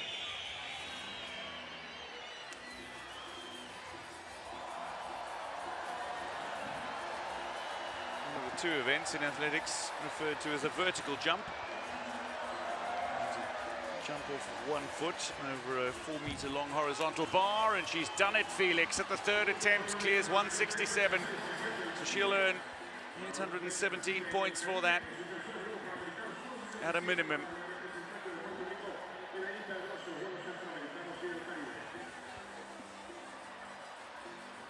Brushes it, but goes clear. And before she'd landed on the crash mat, she was already celebrating.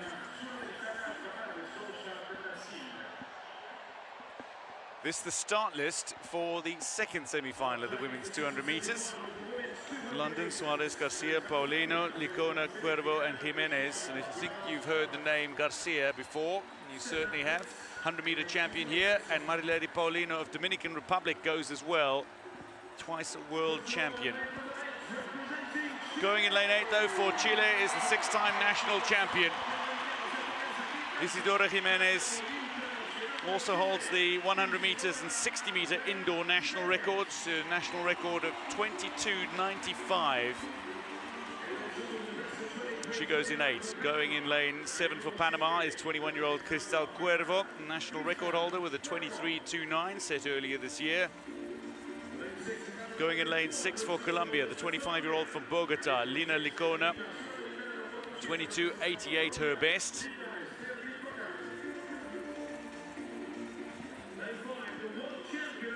Former world champion in the 400 meters, Marilady Paulino of Dominican Republic, 22.71 this season, 22.36 her national record, twice an Olympic Games silver medalist.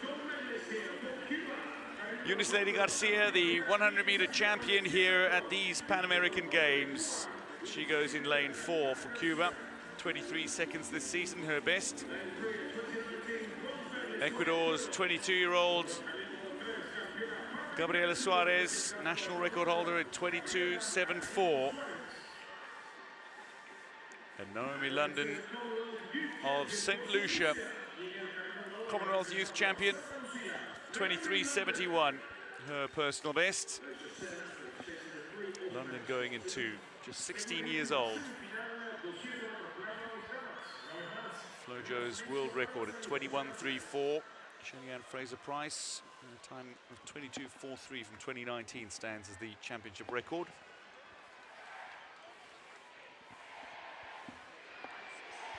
Focus for Jimenez.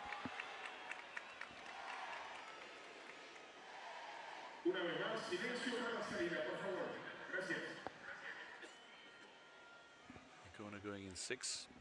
Focus will very much be on 4 and 5, Garcia and Paulino. Ooh, and I think Licona has produced a false start.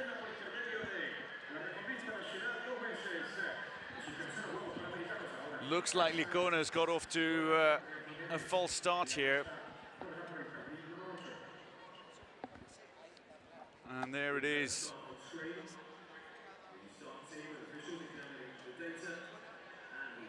Well, the officials are examining the video footage, but Licona knows it. She's broken early. So if you see a card that comes out that's green, it's a warning. If a card that comes out is red and black, it's a warning. So a yellow card is coming out. So it's not going to be a disqualification here.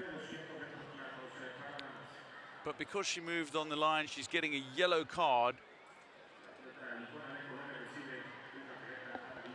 So it's a warning, but it is not a disqualification. That is effectively for twitching on the line. But it looked like she broke early for a vantage point. And for Licona, her reaction suggested she was very nervous about the situation, but she has earned a reprieve.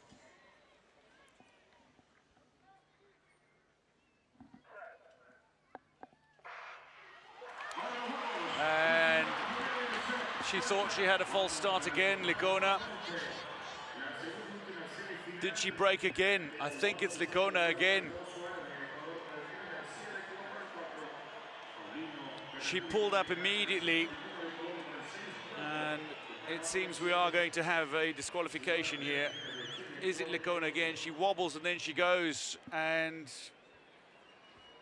that's breaking just a little too early.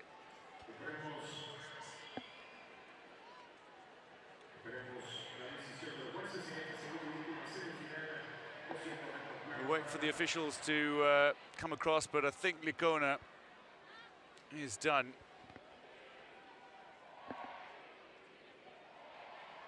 And there it is, the black and red card means a disqualification for a false start. So for the Colombian set to go in lane 6, the 25-year-old is disqualified. And this was a really good chance for Licona to earn a medal. She's among the fastest in the field so far this year, sub 23 seconds comfortably. Paulino of Dominican Republic going in lane 5, already a gold medalist here as well in the 4x400 meter mixed relay.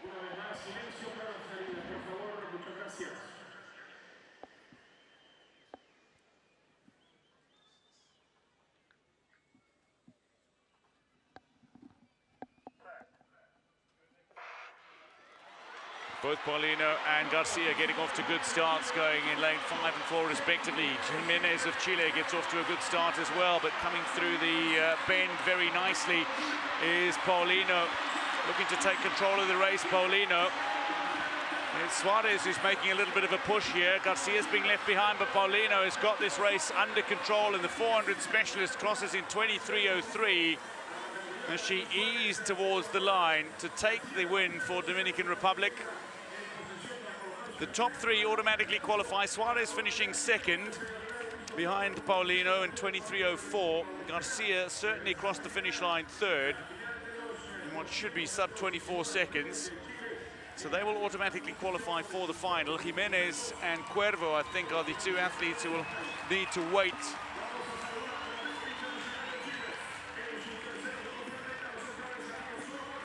There's Licona. False start. Didn't get an opportunity to run. Paulino got off to a good start. Suarez got off to a really good start going in lane 2. But Paulino, one of the best 400-meter athletes in the world, a very fine 200-meter athlete as well. And she just cruised to the finish line, easing off and still running 23:03.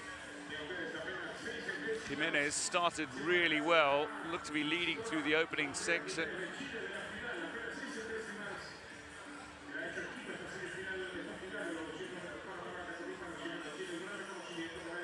But a little far too far back, and I suspect Chile's Jimenez is going to miss out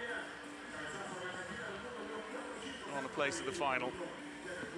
Confirming the results then, Licona with a DQ, but Paulino takes it from Suarez and Garcia. Jimenez and Cuervo do miss out. Their time's not quick enough to sneak into the final.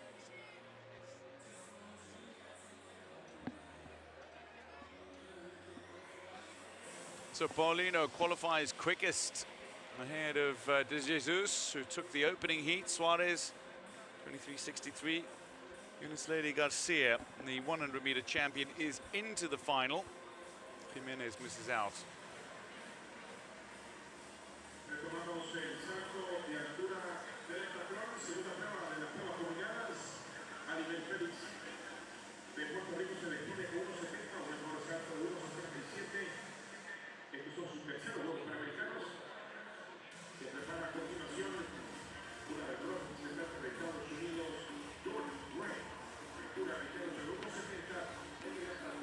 Jordan Gray, third and final attempt at 1:70 m.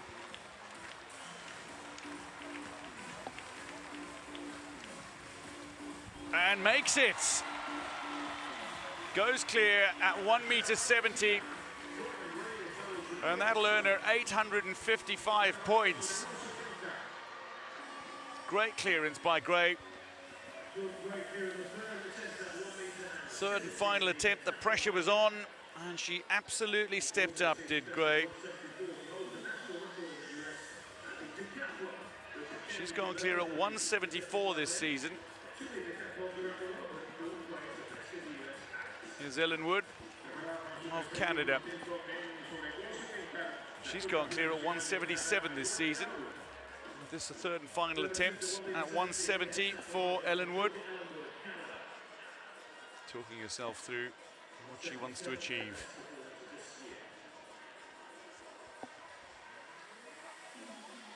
She goes clear at 1.70 meters. A very slight touch of the bar, but it stays on, and Ellen Wood can smile now. Some relief. The Canadian.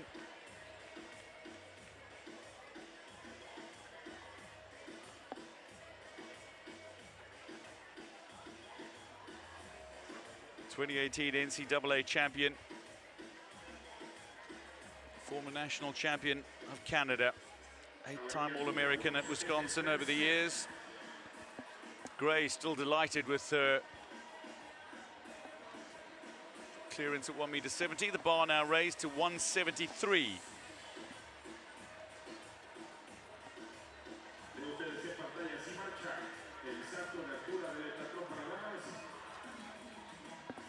And then Gray will go.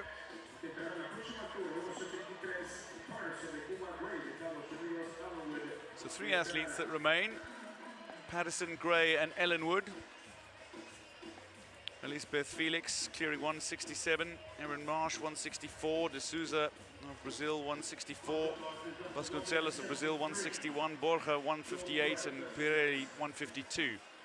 Here's Gray, first attempt at 1.73 meters, just going through the mechanics of her jump.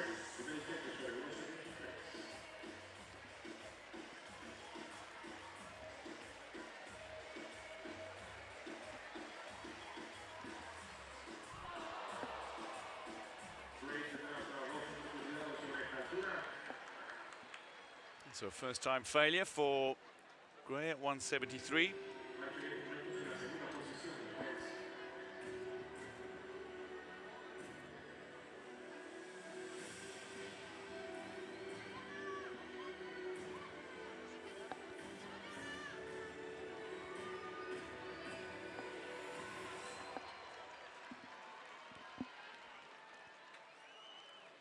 The Santiago 2023 Pan American Games.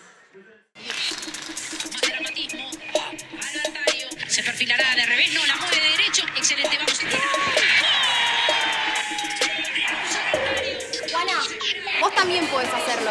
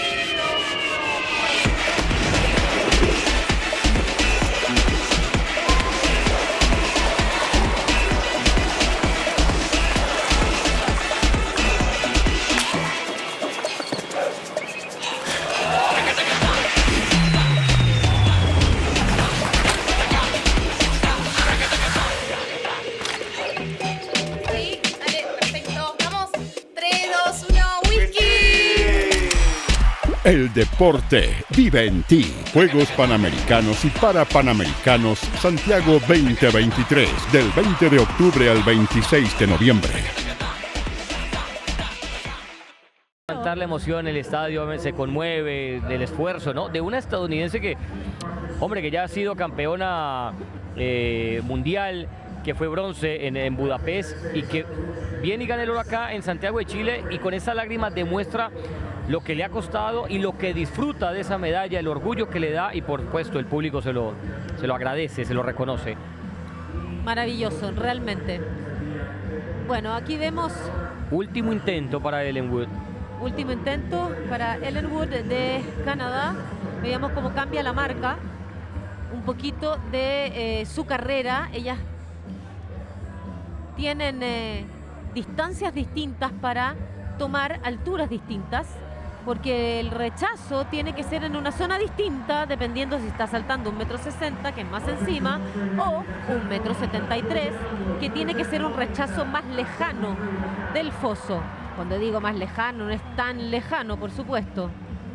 La favorita del público. ¡Ay, Dios, Dios! No. Esperemos. Puede retomar el salto, pero creo que no. Creo que se va a quedar ahí. El tobillo, sí, ojo. Sí, el tobillo. No, cuidado. dice que no. Una lástima. ¿Con qué tropezó? Ella con la misma pista, ¿no? No, con nada. Fue ella misma. Recuerda que son zapatillas que tienen clavos en los talones también. Ojalá pueda seguir, mira. Se dobla el tobillo. Ahí. Es sola, lo hace sola. Ella está saltando con clavos en los talones en ambos. Ahí viene la atención médica. Mira, ese es el tobillo. El izquierdo se le dobla primero. Sí, pero no es que la pista que está mojada te lo haya dejado trancado. Es que ella lo tranca solo porque correr con zapatillas en los talones es complejo. No es tan fácil. Antes era solo una zapatilla. Ahora habitualmente se están usando las dos. Ojalá se le empiece a hinchar eso. Hay que poner hielo inmediatamente y al descanso. Bueno, y lo más importante es para las pruebas siguientes, ¿no? Claro. Que no le vaya a costar es un retiro. Por allá vemos que alistan la silla de ruedas. La van a sentar en la silla de ruedas. Una reacción inmediata acá de la organización en Santiago. Vamos con los 200 metros de los varones. Pista 8 para Andrade Dacres de Jamaica. Mejor marca de 20.71 este año. Toda la onda para Ivan Miles Miller de los Estados Unidos. Precioso el uniforme, es el mismo que usaron en Budapest. Recordemos que Noah Lyles es el mejor 200ista del mundo en este momento. Enzo Alejandro Folbom de Chile, 20.90, la mejor marca personal. Janil Nadal Butin Sankitsinevich está por las 5.10. Acá vamos a tener 20.49. otro medallista de oro. Archibald Emanuel es de bronce en los 100 metros. El de Guyana con 20.69 en los 200. Y aquí el oro de los 100 metros, Sole.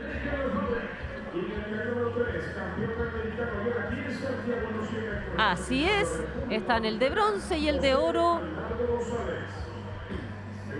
Creo que Arnaldo González tiene una velocidad lanzada que la vimos ayer en los 100 metros que le da para correr mucho los 200. Tiene el marca de 20.24 conseguida esta temporada. Es la mejor de presentación junto con Miles 20.35. Miller de Estados Unidos, 20.35. Atención a las pistas 3, a las pistas 7.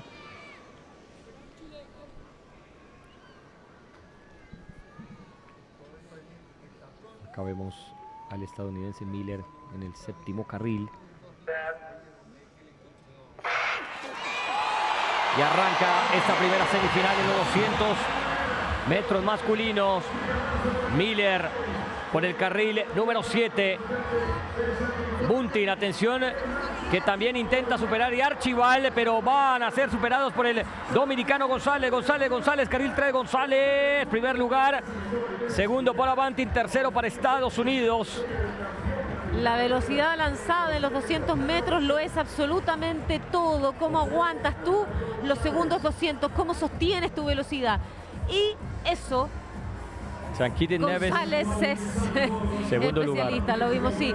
Lo vimos ayer en los 100 metros, que tuvo una remontada en los últimos 30, 40, que fue impresionante y se queda con la medalla dorada. Acá sabíamos que su velocidad lanzada le puede dar muy buenos réditos, 20.81. Y República Dominicana sin problemas con Marilady Paulino, sin problemas ahora con José Alnardo González. Ojo, República Dominicana, que hay alerta de doble medalla.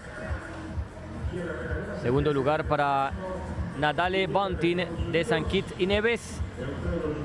Cuando desgraciadamente a Georgia Ellenwood de Canadá se la llevan en silla de ruedas, como decías tú, que ya se la estaban acercando. Y está siendo tendida fuera de la pista. Están saltando ahora sobre el 1.76 cuando estamos viendo la repetición. Miren cómo repunta González por el carril de adentro. Entre Archibald y Bunting, una carrera muy pareja. Al final termina el de St. Kitts y Nevis llevándose el segundo lugar. El tercero, a ver, el tercero fue para Archibald, sí. Sí, 21.08.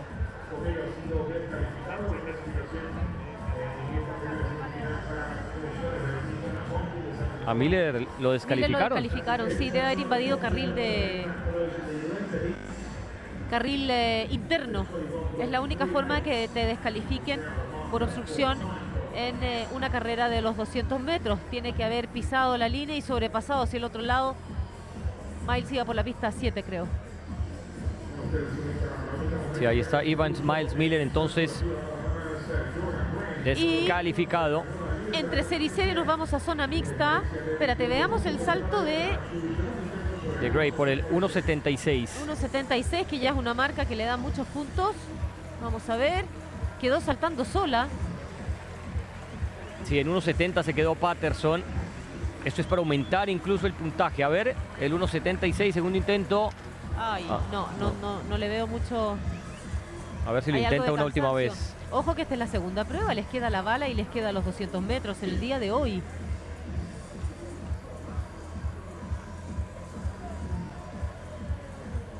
La bota con toda la espalda.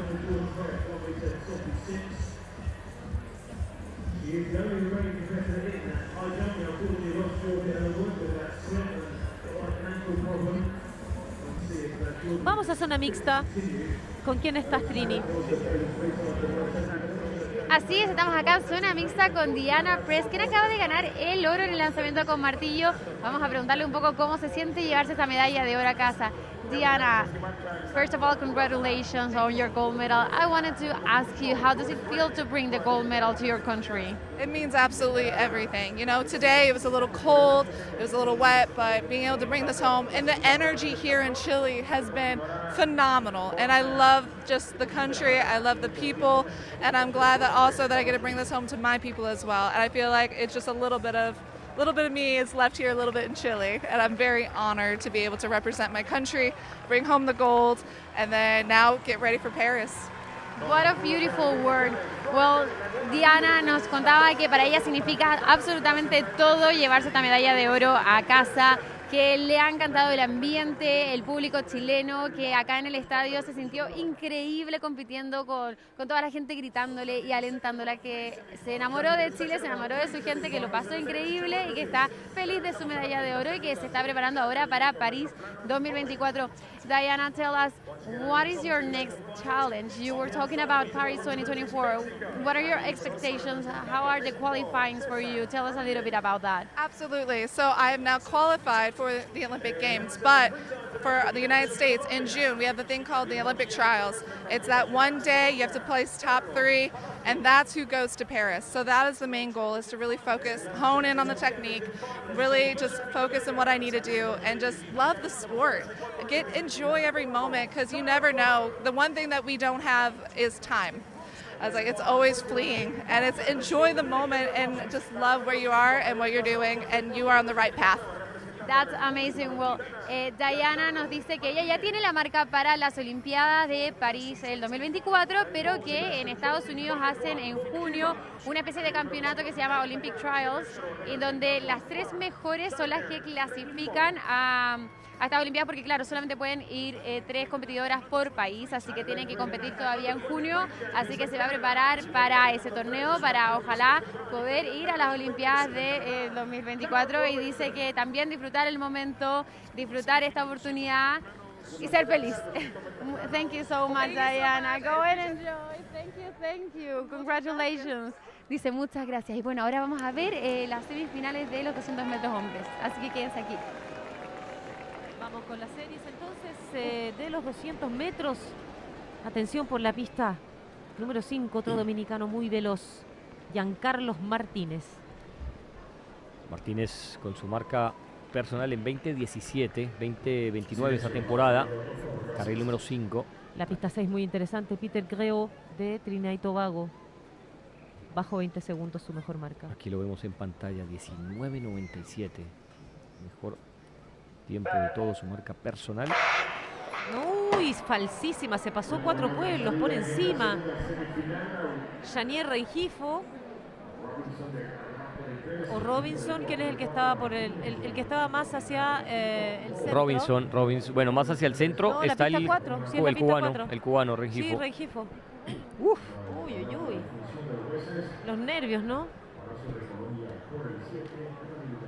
Bueno, esas son las tarjetas. La amarilla que es advertencia, la ven abajo, y la roja que es Eso, descalificación. roja directa. Pero por mucho. Yo creo que no esperó ni el listo, ¿no? Ahora, esto, una desconcentración total, ¿no? Porque hemos visto otras que es por lo mínimo, que solo tú lo ves desde aquí, la verdad. Nosotros tenemos que ver unas 2 repeticiones, directa. se va. Es que se pasó 4 pueblos para adelante, te digo, no. Eso no hay cómo discutirlo, él lo sabe. Hay una actitud, uno tiene que esperar, hay que respetar las leyes y el deportista no puede retirarse antes de que le muestren en la cartulina, pero qué pena. Rengifo tenía 20.51 esta temporada y esto le abre la pista a Peter Greo de Trinidad y Tobago por las 6, 19.97 como mejor marca. La cámara se queda con Canadá también, que va por la pista 3, que lo habían sindicado a él, ¿no?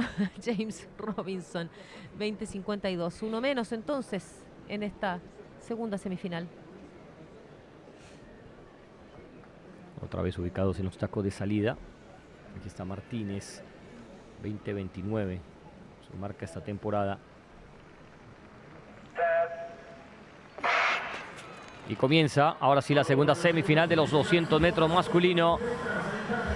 Ramírez, el mexicano, por el carril de afuera, el canadiense por el primero. Ojo con el dominicano Martínez, que va a tomar el primer lugar. Aprieta también el colombiano Palacios. Y el trinitario que intenta, Palacios, primer lugar, Canadá en segundo. Palacios, el colombiano, primer lugar, le dio hasta para frenar y mirar a sus rivales. Segundo lugar para Canadá, y me parece que es el trinitario. En el tercero, en el tercer lugar. Absolutamente. Ganador 21-11, Carlos Andrés Palacios. Curva regular para hacer unos muy estupendos segundos 200 metros, lo mismo que Callum James Robinson, que se queda a 5 centésimas de segundo de el colombiano Palacios. Estupenda carrera para los dos, 21-16, y Greo de Trinidad y Tobago se queda con la clasificación también con 21-27, sin demasiado esfuerzo en los primeros metros. Greo, ¿eh? Creo que se guardó un poquito. Ahora, el guardarse un poquito tiene sus riesgos también en una carrera tan rápida. Se te puede meter cualquiera por pistas de afuera o de adentro, donde uno no tiene mucha perspectiva. Cuando empieza a caer de nuevo algo de agua en Ñuñoa, nuevamente empieza a caer un poquito de agua. A Carlos Palacio lo tuvimos por esta señal en los Panamericanos Juniors en Cali en 2021. No, aquí con la lluvia sí que tengo pésimo ojo. Yo que te dije que pensaba que no iba a volver a caer agua, bueno, me equivoqué al 100%, ahí cae agua de nuevo. Todo el buen ojo para las falsas, pero pésimo ojo para el tiempo. Bueno. No, la meteorología claramente no es lo mío. Ojo también que el colombiano viene de ser plata en los centroamericanos y del Caribe en los 200 metros.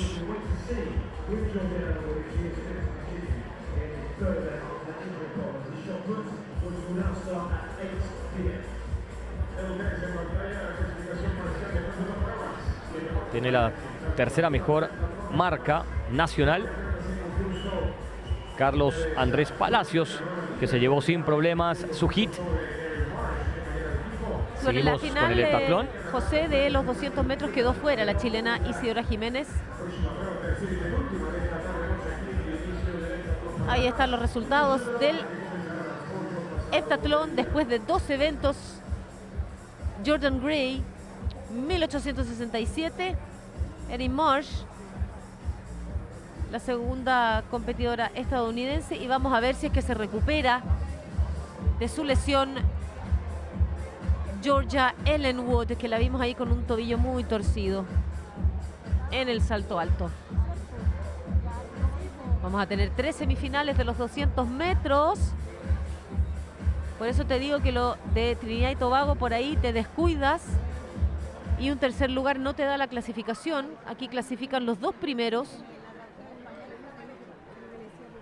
y los 2 restantes mejores tiempos. Aquí viene el 200ista puro, el panameño Alonso Edward. Mejor marca de presentación junto con Renan Correa.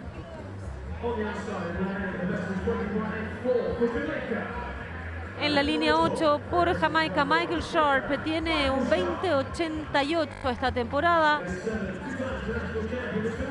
2 veces campeón nacional de Santa Lucía es Dylan Eric Edwin.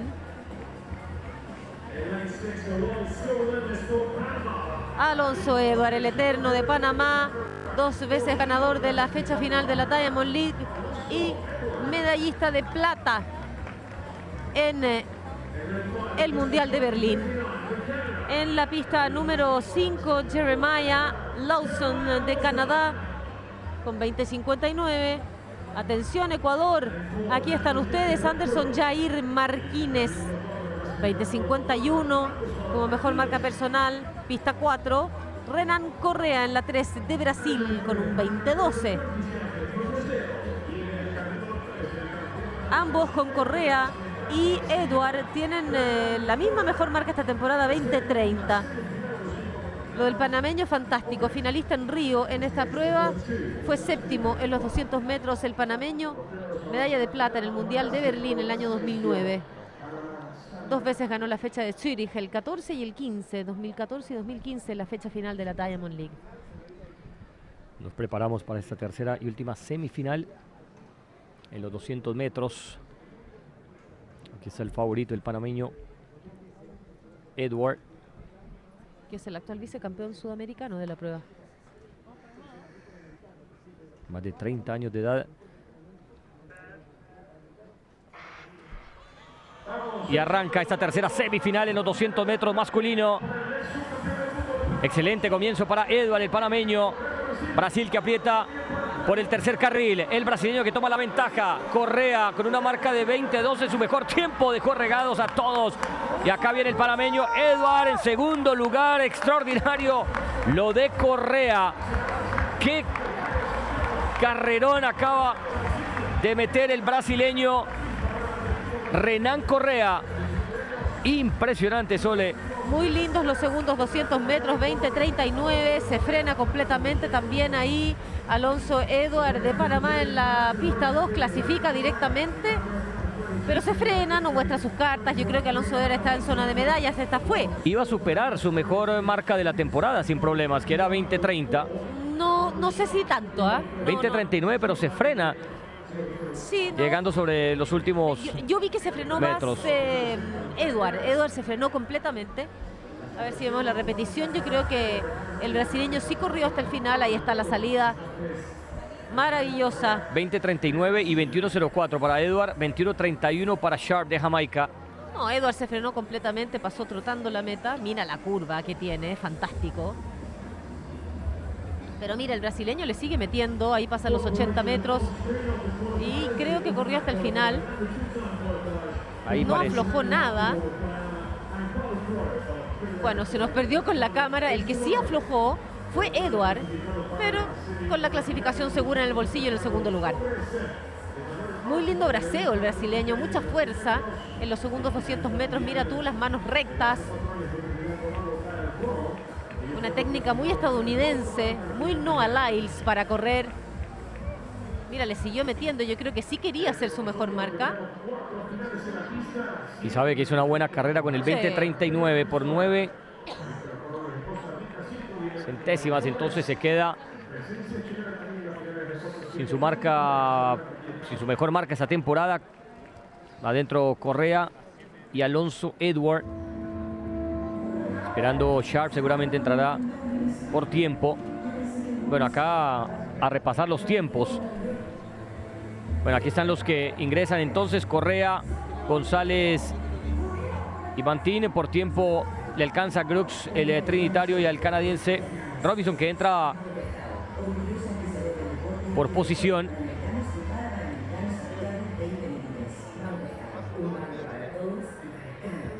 El chileno Enzo Falbaum, que se queda entonces por fuera.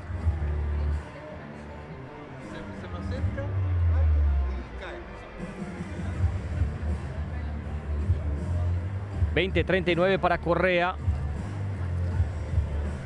Algunas de repeticiones de lo mejor que hemos visto en el día de hoy. Las chicas del EPTA están descansando y se están empezando a poner las vallas para la gran final de las damas.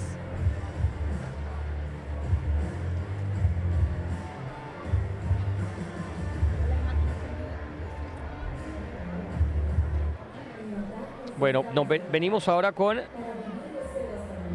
Mira, en el heptatlón se están preparando para la bala. Sí, primero va a ser primero la bala, va a comenzar primero, y 6 minutos después la gran final de los 100 metros valla femenino.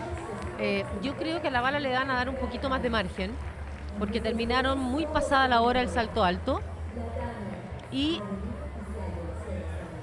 es desde que termina la última, porque no le pueden dar ventaja de más descanso o de menos descanso, digamos, porque las otras terminaron de saltar en alturas menores. Es decir, a las que no lograron las mayores alturas no las puedes castigar con menos tiempo de descanso. No sé si me explico.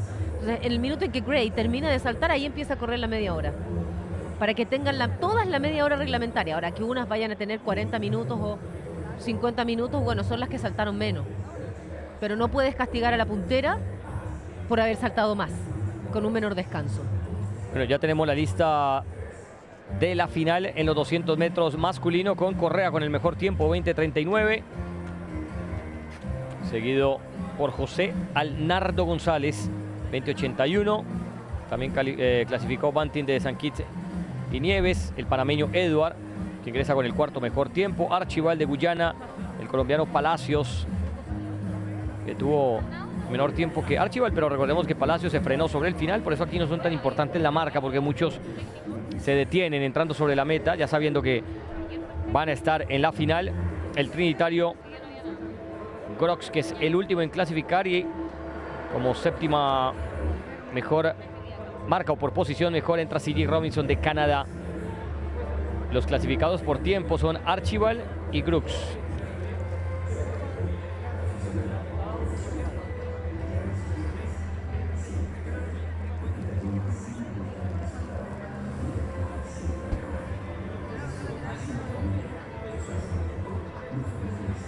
Pequeño descanso en el Estadio Nacional mientras se ponen para la final de los 100 metros con vallas para damas, donde vamos a tener un tremendo duelo,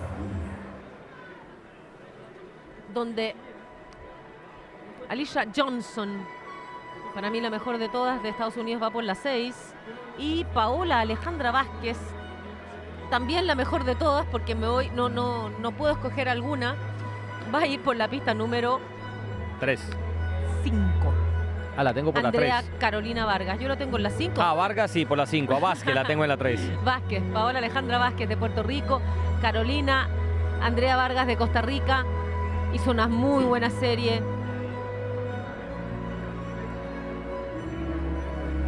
Andrea Carolina, muy buena ballista, 12.64 como mejor marca personal.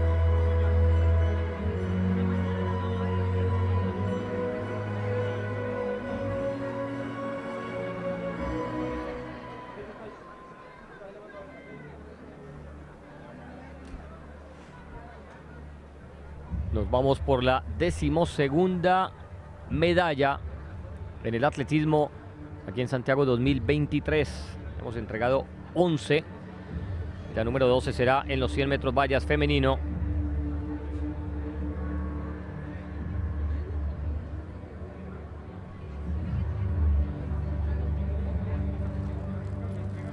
Ahí veíamos al equipo estadounidense. Recordemos que hoy también tendremos la final de los 400 metros, tanto en femenino como en masculino, sobre las 8:30 hora local, en aproximadamente una hora. Pero primero la final de los 100 metros valla femenino. Ahí estará Echazabal de Cuba, ahí estará Christy Galloway de Canadá. Hablabas de la tica Vargas, campeona en Lima 2019 y finalista en el Mundial de Doha. Ocupó la 5ª posición en el 2019.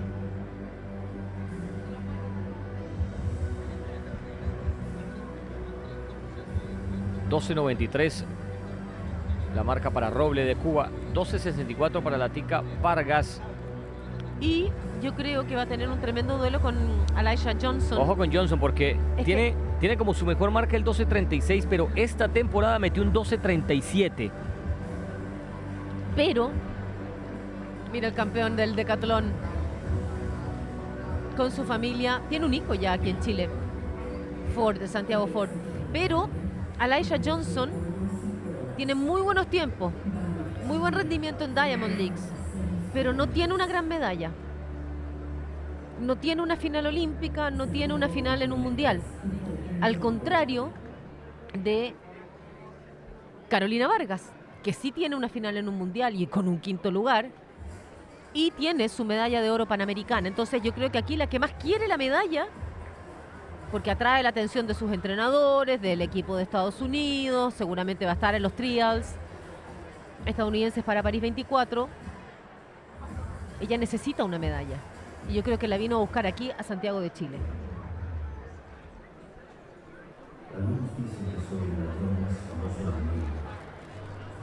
Cuando vemos al fondo, se preparan las heptatlonistas para el lanzamiento de bala.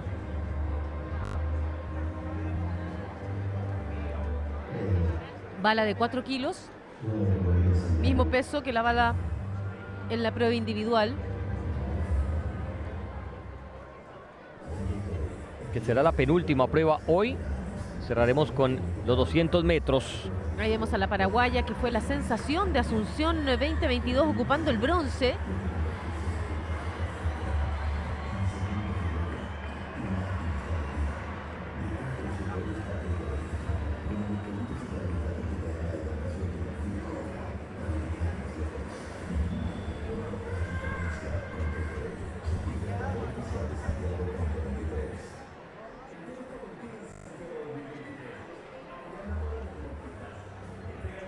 A quien te nombraba yo, Ana Camila Pirelli, le dicen la Pantera. En Paraguay fue la sensación. La Pantera paraguaya. La Pantera paraguaya. Tienen una gran atleta muy carismática y además súper simpática. Tuve la oportunidad de estar con ella, de conversar, entrevistarla para Panam Sports Channel en Asunción 2022. La verdad, muy amable. Camila Pirelli, todo un personaje también. Y el público ya comienza a conocer las heptatletas también, cosa muy buena. Las primeras vallas están puestas. La primera valla y las otras dos están en el suelo.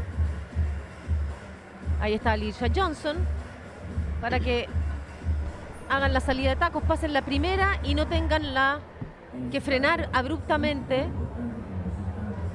para evitar pasar la segunda. Solo pasan la primera en el calentamiento, en la prueba de los tacos, a ver si le quedaron bien. Entonces por eso las dos vallas que siguen están botadas para que pasen de largo.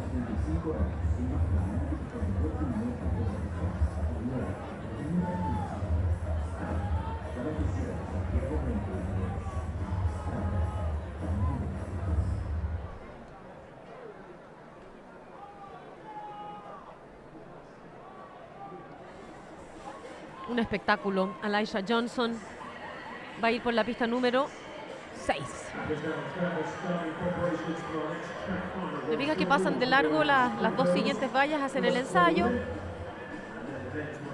pasan la valla y después pasan de largo. Por eso están esas dos vallas en el suelo, la 2 y la 3.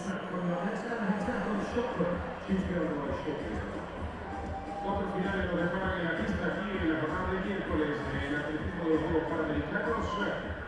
Breve presentaremos los 100 metros con vallas para damas. A continuación los 110 metros con vallas para varones. Y cerraremos con otros dos finales de 400 metros de medio proceso. También el primer día de la Corona, un par de pruebas por conclusión. Conclusión de la hora comenzará a unos 15 minutos a continuación. Los 200 metros de la Corona, una prueba en el primer día del Ecuador.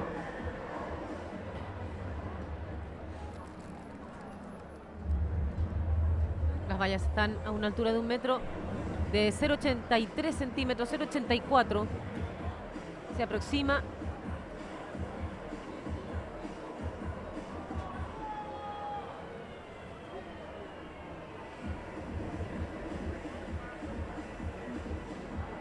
Jocelyn Loreta Echazábal, veíamos ahí en pantalla, de Cuba, irá por la pista número 1.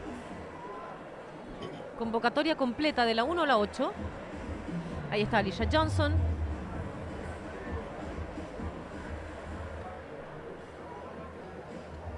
Otra que también tiene posibilidades.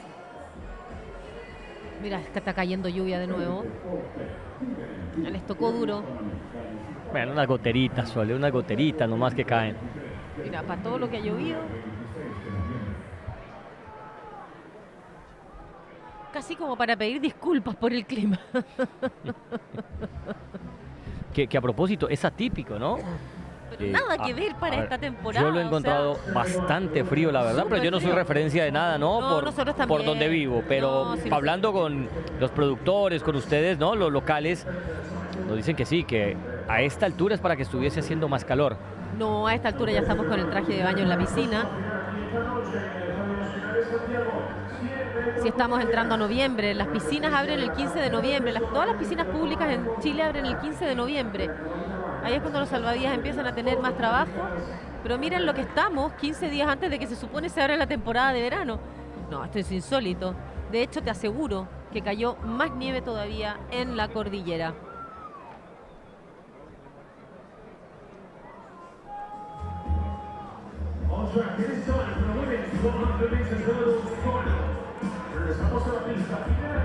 Ahí está entonces, orden de salida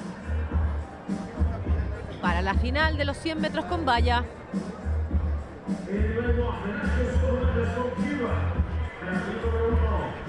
Tiempo de clasificación para Cuba, 13:51 en la pista 1. Jocelyn Echazábal. 13:01, su marca personal. Geraldine Chrissy Galloway de Canadá. 13:36 en las clasificatorias. Atención. Paola Alejandra Vázquez. Con 12:98 como su mejor marca. También con buenas posibilidades. Vamos nuevamente con Cuba. Gracie Lázara Roble. Ojo con el tiempo de clasificación, 13:16. Muy por encima de su marca personal, que es 12:93. Finalista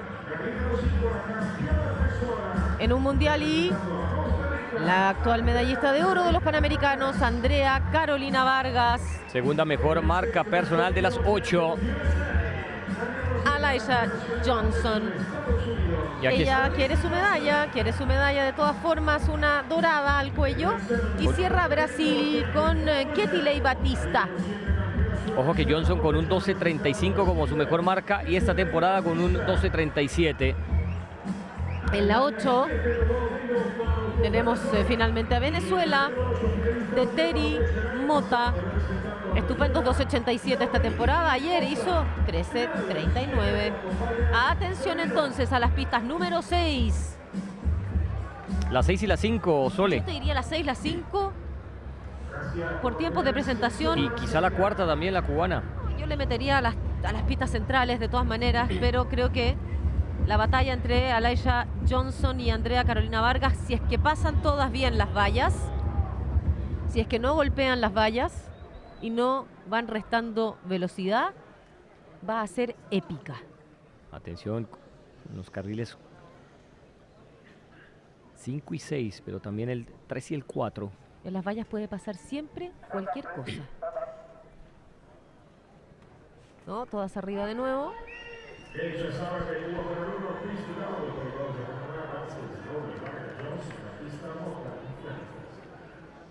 Ahí piden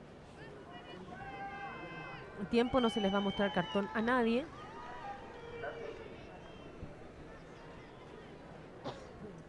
Roble, la cubana, Sí, por el carril Roble. 4. Pero te insisto, en las vallas puede pasar cualquier cosa porque hasta que no pases la última, si no le podemos preguntar a Gail Divers en la final de Atlanta 96. Iba ganando por lejos y tropieza con la última.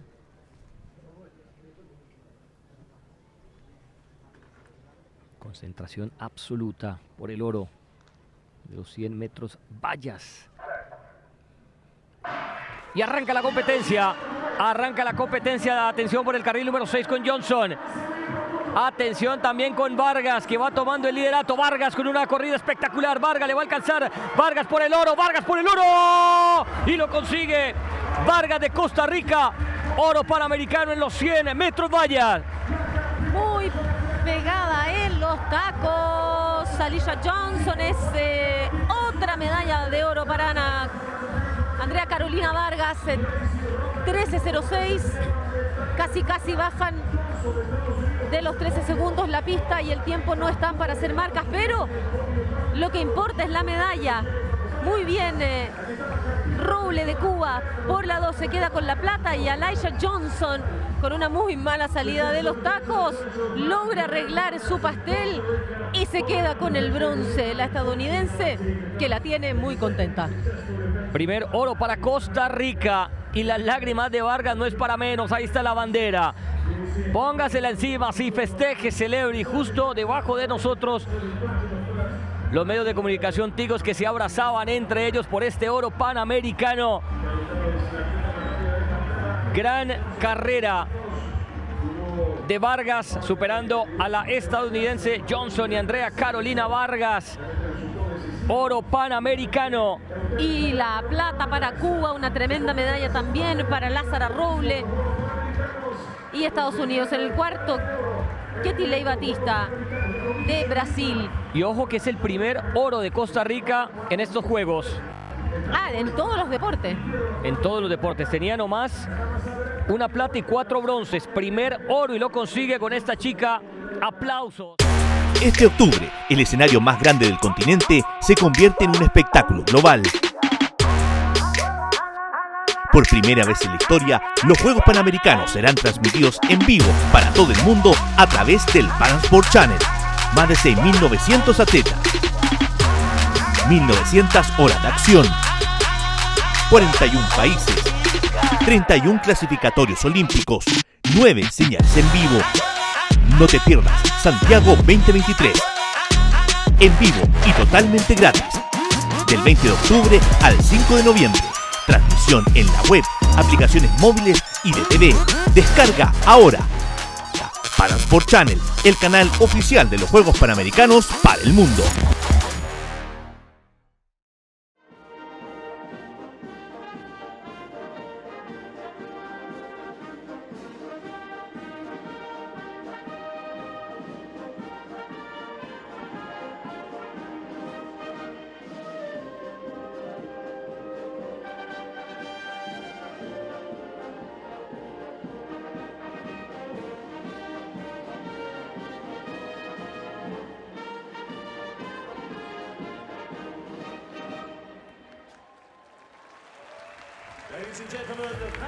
Team Cuba can celebrate. Damas y caballeros, las medallistas panamericanas.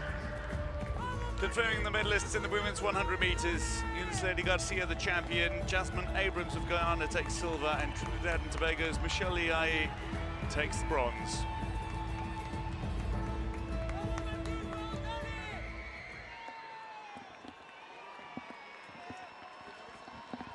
afraid to say the rain is starting to come back and falling a little heavier now. As we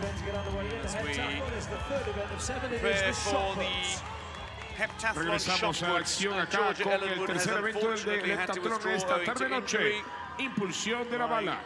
Third through 2 events. Sector located at the entrance to the home straight. The overall standings big after news. 2 events on the scoreboard now. As things stand, Jordan Gray leads Marsh from Erin Marsh in the top 2 positions, and you can see that Elizabeth Felix has moved up into the 3rd position due to the injury to Georgia Ellenwood of Canada, who is out of the competition. Vean ustedes los resultados parciales después de las 2 primeras pruebas. Encabezado el heptathlon por Jordan Gray de Estados Unidos, seguido por Erin Marsh y Elizabeth Felix de Puerto Rico, de Estados Unidos. Just going through their warm-ups, the individual athletes. There's the leader, Gray of USA.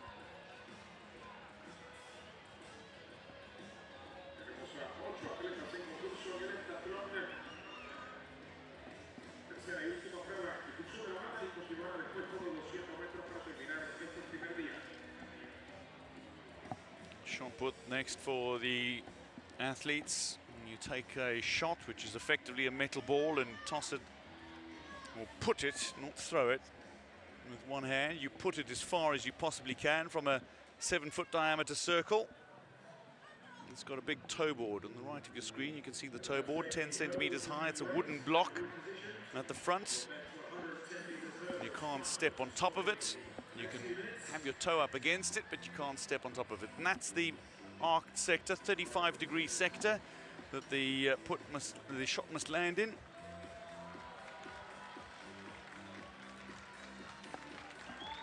He's trying to mop up the water in the circle. Erin Marsh just having a number pinned on her by teammate Jordan Gray.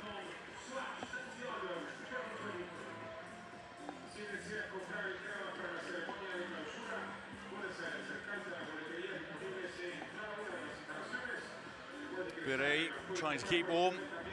The unfortunate news that Georgia Ellenwood of Canada has had to withdraw after the injury she picked up in the women's high jump, a foot injury it seemed. Lying 3rd through 2 events.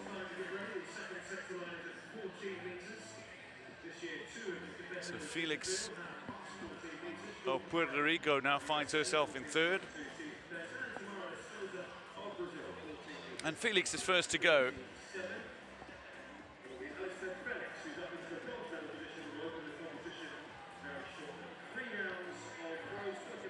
So 3 attempts for each competitor in the heptathlon shot put. The best distance then converted to points using the glide technique here as Felix pushed back towards the toe board and then put the shot as far as you can.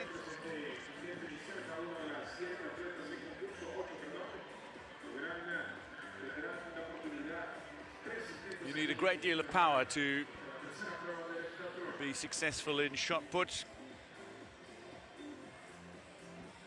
You need to get the trajectory right as well. That's over 10 meters, 10.96. But you want to get it out, if you can, over 15 meters. 14.08 will give you 800 points though. These are the finalists in the men's 110-meter hurdles. On track, it's time for the men's 110 meters hurdles final. Volvemos a la pista final. 110 metros con vallas hombres. This is the start list for the men's 110-meter hurdles. Science, Wilson, Campos, Beard, Rodriguez, Brown, and Herrera. The 7 athletes who go in lanes 2 to 8. Bronze medalist from 2019, Rodriguez going in 6th, the reigning South American champion. There's Martin Sainz, 22-year-old 3-time national champion of Chile. South American Championships bronze medalist, man out of Universidad Católica, the student athlete. He is the national record holder of Chile with a 13.60 this season. Going in lane 3 is Devion Wilson of USA, the 23-year-old NCAA silver medalist from Houston. 13.26 so far this season. The area record holder is 26-year-old Rafael Campos of Brazil, twice the national champion. He also holds the area record for indoors 60-meter hurdles, 7:58. Going for USA in lane 5 is Dylan Beard, the 25-year-old from Howard. He's coached by the 2013 world champion David Oliver. Set in April, 13:31, his best. 13:27 is the best for the South American champion from Brazil, the 28-year-old Eduardo Rodriguez, who goes in lane 6. He is the bronze medalist from 2019. From the Cayman Islands is Rasheem Brown, the 2023 national champion, Tennessee-based in the United States. 13.50 his best time. And representing Ecuador, going in lane 8, is Marcos Herrera, the 24-year-old national champion, in 13.70.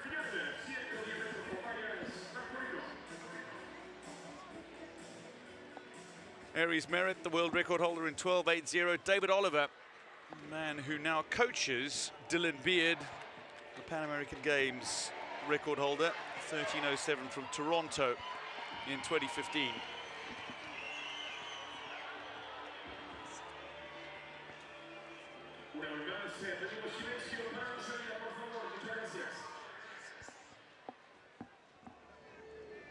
Beard going in 5.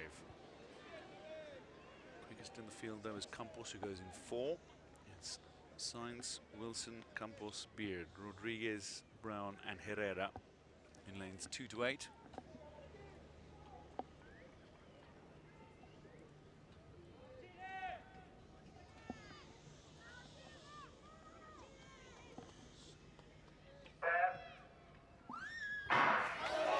Campos got away really quickly going in lane 4. Can he take that advantage through? Going nicely alongside him though is Beard, and Rodriguez comes back into his own. Beard has hit the hurdle and struggled. Rodriguez is left in front. Rodriguez is going to claim it. It's being closed down by Wilson, but Wilson finishes in silver. It's all Rodriguez who takes the title. Bronze medalist in 2019. He's the champion in 2023. Wilson of USA finishes in silver medal position, and I think it's Campos of Brazil who takes third.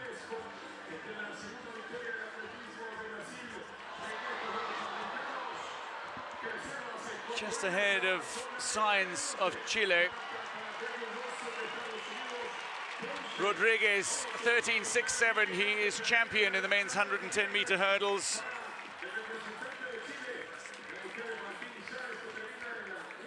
Wilson takes the silver for USA in 13.78. And Rafael Campos, 14.04, is enough to see him take the bronze by 1/100th of a second from Sainz of Chile.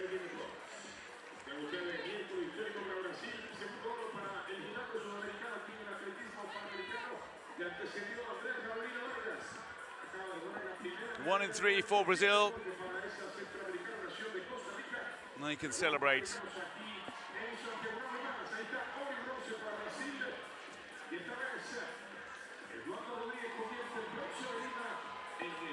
Ford disappointed for his compatriot. Rodriguez got away really nicely. Beard looked to be catching until he clipped that hurdle and then really started to stumble. And when he caught a second hurdle, it was all going awry. Wilson was building into his race, catching Rodriguez. And Campos only just ahead of Sainz, who ran a very fine race for Chile, finishing 4th by 1/100th of a second. But Rodriguez will not be denied on this day. Just caught a couple of hurdles in the closing stages. The last 2 he clipped. Wilson clear in second. But it's Brazil 1 and 3. Rodriguez and Campos.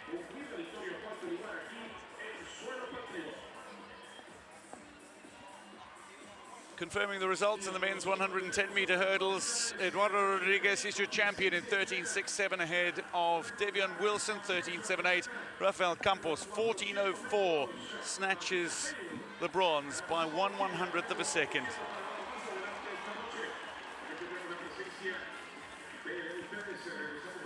Heptathlon shot put, Pirey now. First attempt for the Paraguayan.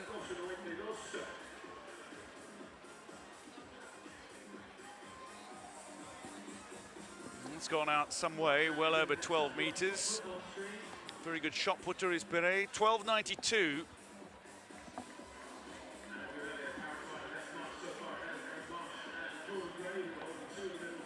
So Pirey leading the way in the heptathlon shot put.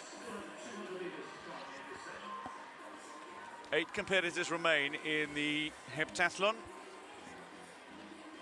It's the third event of the heptathlon.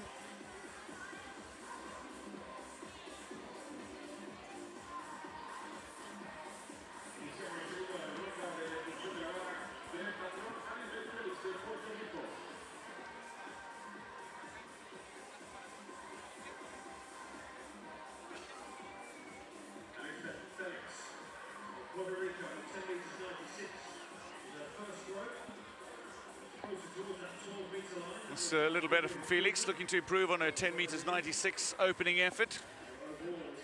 Currently in third position overall in the heptathlon.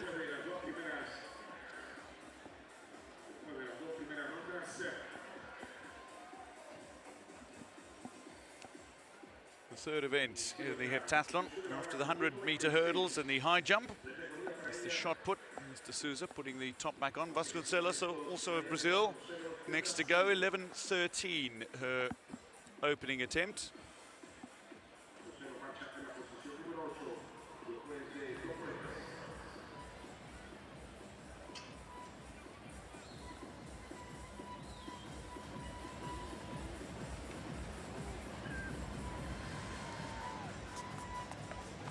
Vasconcelos, oh, that's, I think, going to be an improvement on her 11 meter 13 mark.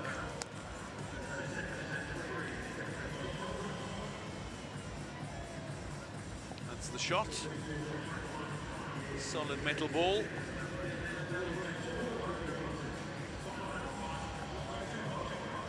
Shot that weighs 4 kilograms for women. 12.13. Borja of Mexico. 11.73 in the first round.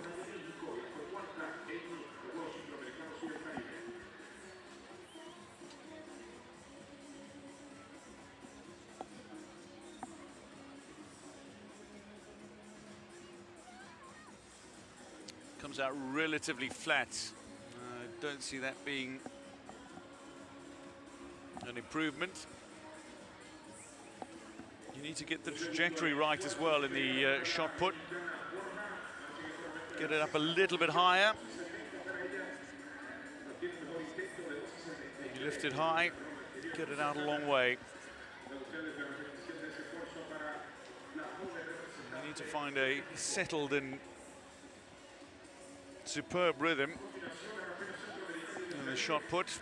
Don't really get much of an opportunity to do so in 3 attempts. Here's Patterson of Cuba. Maurice Patterson, 11.02 in the opening round.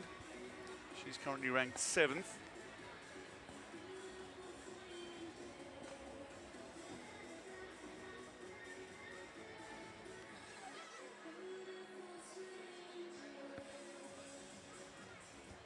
That'll be out towards 12 meters. Up against the toe board, but not over it or on top of it, importantly. So Patterson. Looks like it'll be an improvement on her 11.02 opening efforts. But by how much? Just maintains her balance. Bear in mind, all the distances, all the heights, all the times achieved by the athletes will be converted to points. That 11.42, good enough for over 630 points.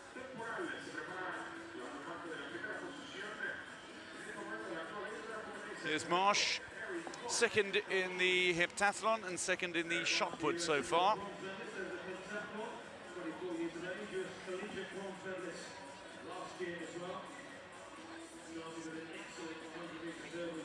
Erin Marsh.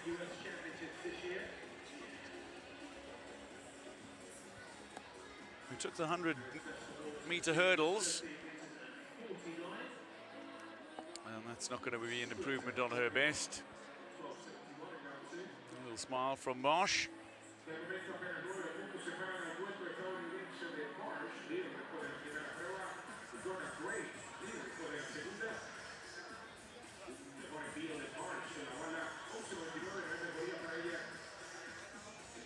Jacket on to keep warm.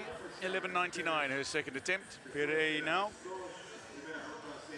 She went 12.92 with her opening attempt. This is one of her strongest events.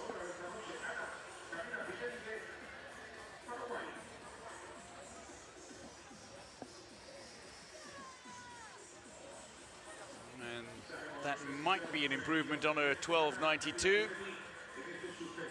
The cock of the head might suggest she's not sure. But a big put. Is it an improvement on her 12.92? 12.91, would you believe it? That's great consistency. It's Jordan Gray. She went 12.30 with her first attempt. She's gone 14.22 so far this season, so she's got the ability to go really big. You want to find your rhythm. Uses the glide technique, pushes back. And it's out towards the 14-meter mark.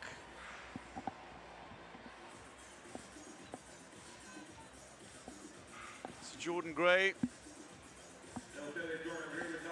should improve on her mark.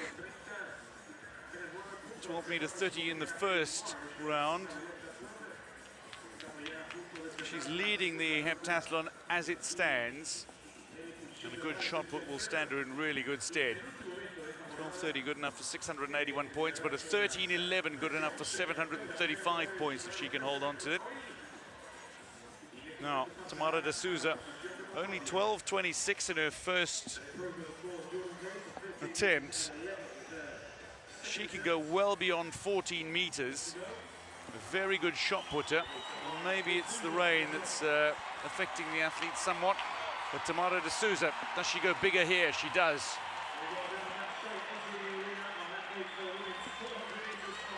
And that should be over 13 meters.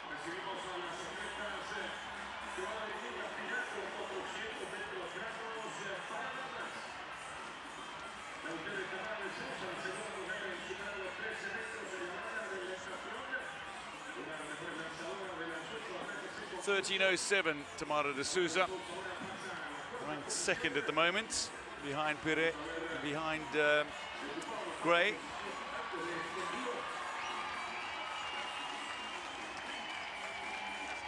There's Felix, currently 8th in the shot put, but 3rd overall in the heptathlon so far.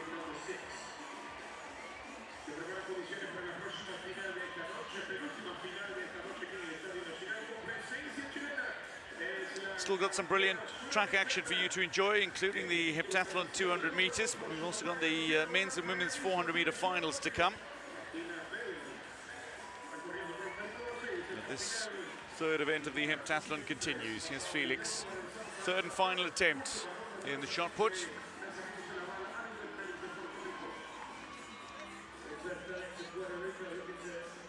And she does not go beyond where she wants to. She's gone 11.96 so far this season, but she looks a little disconcerted by the competition so far. Competition overall. Felix best of 10.96, and she goes 10.96 again in the third round. Vasconcelos next to go. 12.13 her best.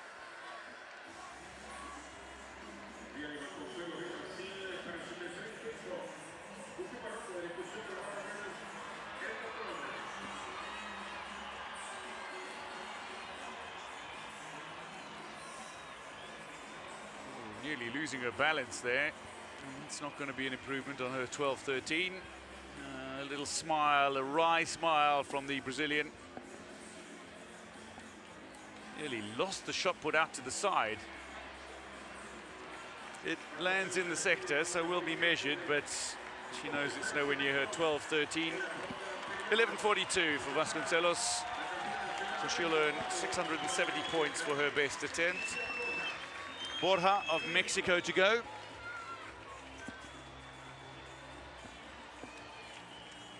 .11.73 and 11.70. Consistent series. She's somebody who can go well over 12.5 meters.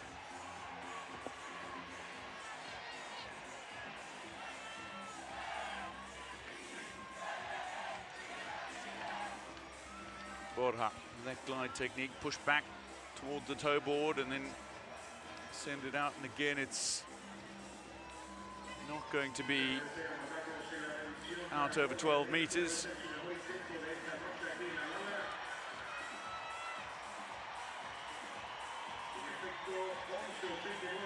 .11.89 though, a slight improvement, good enough for 654 points. This is the start list for the women's 400-meter final. Dominguez, Price, Abrams, Aguilar, Vale, Conrad, and Caicedo.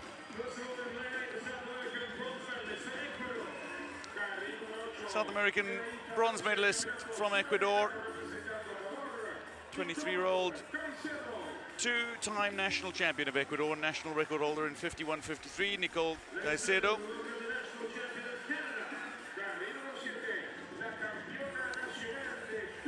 Canada's national champion is Grace Conrad, the 24-year-old from Edmonton, 51.60 so far this year. Going in lane 6, representing Chile. Chile's national record holder. She holds the indoor and outdoor national records, 51.07 her outdoor mark. 24-year-old Martina Vale, 3 times national champion. She goes in lane 6.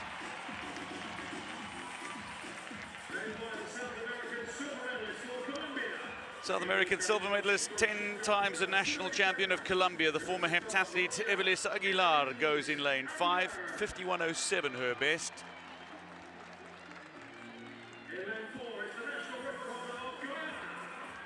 Going in lane 4 is the national record holder of Guyana, 26-year-old, 5th at the 2022 World Indoor Championships. Her sister, Jasmine, won silver in the 100 meters. Aliyah goes for gold in the 400. Going in lane 3, Madeline Price of Canada, 28-year-old, Toronto-based, 51.56 her best.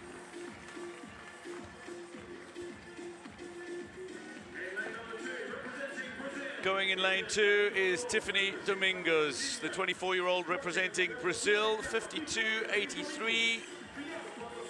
51.83 her personal best. Mixed 4x400 meter relay silver here already. Martina Koch's world record, just unthinkable, 47.60 back in 1985. Anna Kirot's mark, 49.61, the games record from 1991.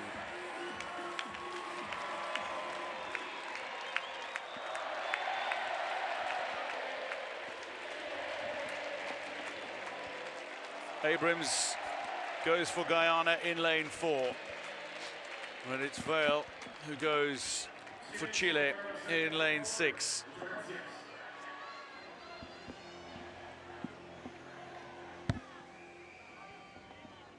Abrams among the favourites. Domingos of Brazil.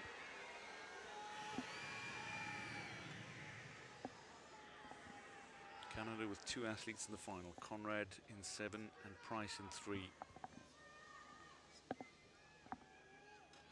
There's 2 to 8. Dominguez, Price, Abrams, Aguilar, Vale, Conrad, and Caicedo. Getting away really well was Abrams, going in lane 4. The 26-year-old looking to follow in the footsteps of her sister. Vale is going out really hard here as the 24-year-old Chilean, the national record holder. Has she got enough to sustain it in the closing stretches, though? It's Price of Canada who's also going fairly well, so to Abrams going in 4, but Vale is leading at the moment. Coming into the bend, though, this is where Abrams should come into her own. Aguilar is looking strong as well for Colombia. Abrams and Aguilar behind Vale at the moment, who's leading for Chile. Comes into the home straight. Aguilar is looking to close. Abrams currently in 3rd position. Closing fastest here is the Ecuadorian Caicedo, but Vale is struggling to the line, but will take the title. 400-meter gold in 51.48 for Martina Vale. Chile have a 3rd track and field gold medal at these championships. A glorious run from Vale. Caicedo finishes strongly to take the silver medal. And Aguilar, I think it was, who got bronze ahead of Abrams.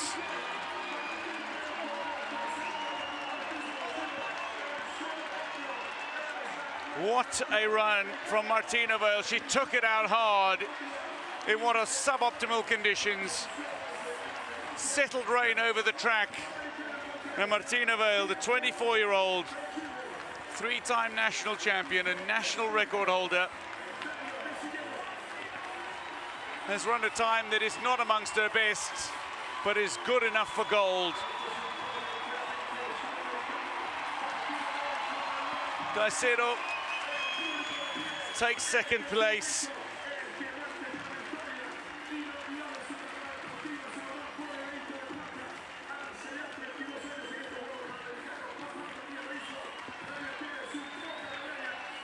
Big celebrations for Chile.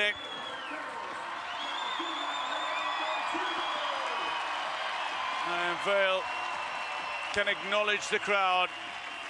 She's just done effectively a victory lap all the way around this venue. Everybody has got to see her up close. She made her way once around the track. She got off to a really good start. So too did Abrams, going in 4. And Aguilar. But Vale running down the back straight really quickly, coming into that 2nd bend. You had to wonder whether or not she'd gone out a little too hard.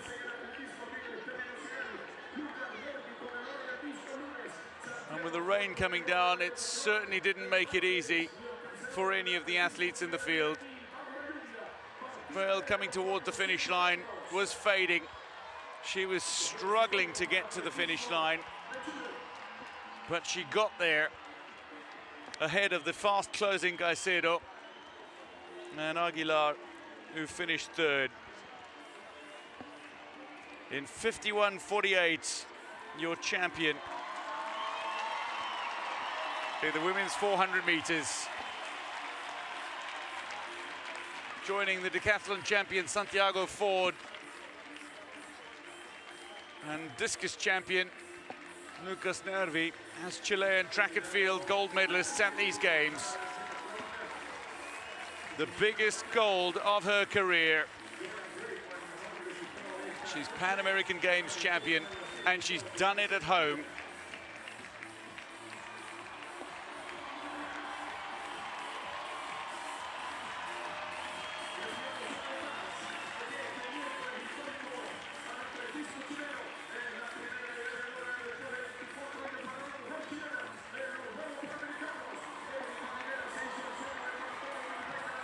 Martina Vale takes the title in the women's 400 meters ahead of Caicedo. Aguilar finishes 3rd, Conrad 4th, Abrams 5th, Dominguez down in 6th, and Madeline Price 53.59 takes 7th. Vale will be celebrated and feted. Great performance. She held on down the home straight.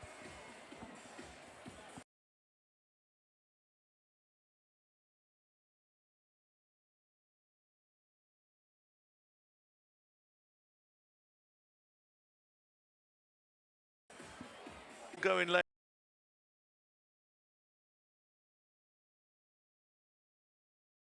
8.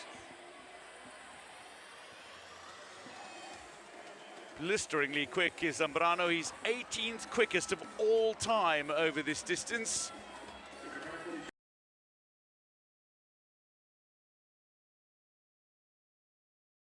Lane 8.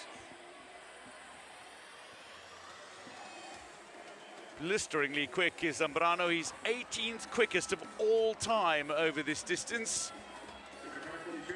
Argentina's La Regina going in 4. Mexico's Aviles goes in 6. He has the ability to upset a few. USA's Richard Johnson will go in lane 1.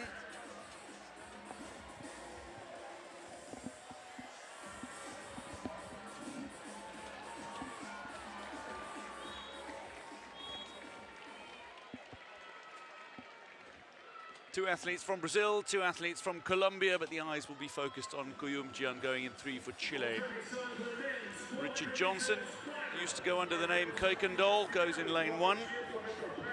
But let's introduce the athletes. Here is the defending champion, Anthony Zambrano, the 25-year-old silver medalist at the Tokyo 2020 Olympic Games, the World Championship silver medalist in 2019. He's run 43.93 over this distance before. The South American champion, Anthony Zambrano, going in 8, 18th best of all time. Lucas Carvalho, the 4-time national champion of Brazil, goes in lane 7. The 30-year-old ran a 44.79 in Sao Paulo in July this year. He's still in good form. Going in lane 6 is the 21-year-old from Mexico, World Junior Championship silver medalist 2 years ago, twice the national champion of Mexico, 44.95 his best, a 45.33 athlete this year. Going in lane 5 is Lucas Conceição of Brazil, the 22-year-old, 45.38 this year, 45.76 in qualifying.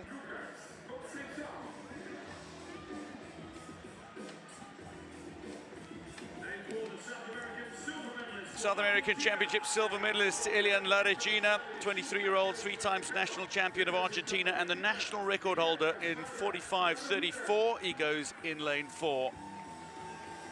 Elian La Regina. Representing Chile, Martin Cuyumjian, the 20-year-old, twice a national champion. His personal best of 46.35 he ran in April. He goes in 3.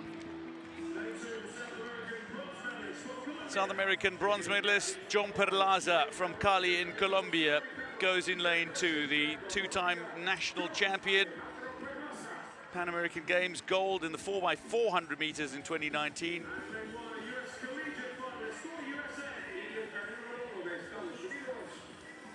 Richard Johnson, formerly Kuykendall, mixed 4x400 meter bronze here. The NCAA and USA track and field semi-finalist. Man who's based in Texas, goes in 1. Wade van Niekerk of South Africa, the world record holder, and he set at the Rio Olympic Games in 2016 a 43.03. Ronnie Ray's Pan American record stands from 1975, a 44.45. Rain continues to come down. The athletes wet, but their spirits not dampened ahead of this 400-meter final. 8 athletes who go in lanes 1 to 8. Johnson, Perlaza, Cuyumjian, La Regina, Conceição, Aviles, Carvalho, and the defending champion Zambrano in 8.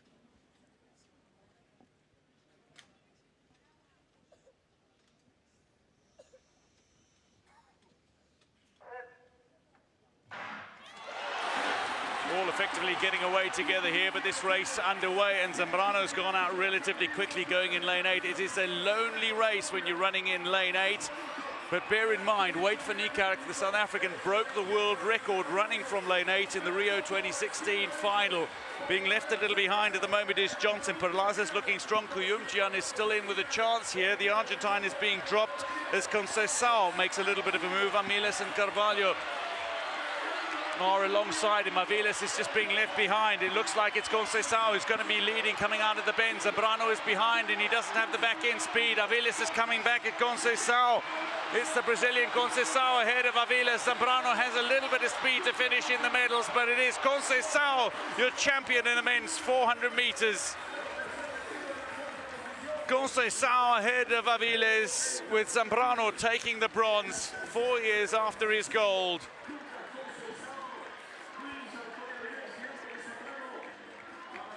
Conceição, 45.77 is winning time.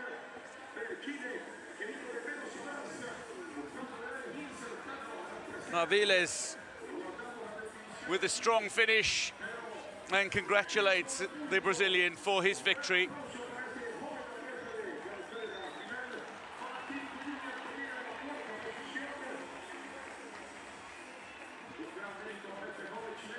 Guillaume just missing the podium, finished fourth behind Zambrano. But Lucas Conceição is your champion, 45.77, the winner of the men's 400 meters.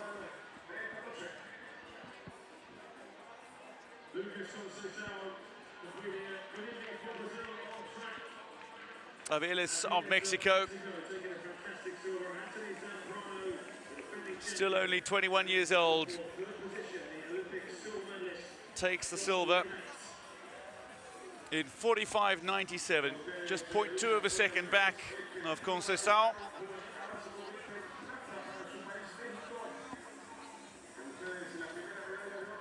And Zambrano, the Olympic silver medalist, is bronze medalist of the Pan American Games in 46.37.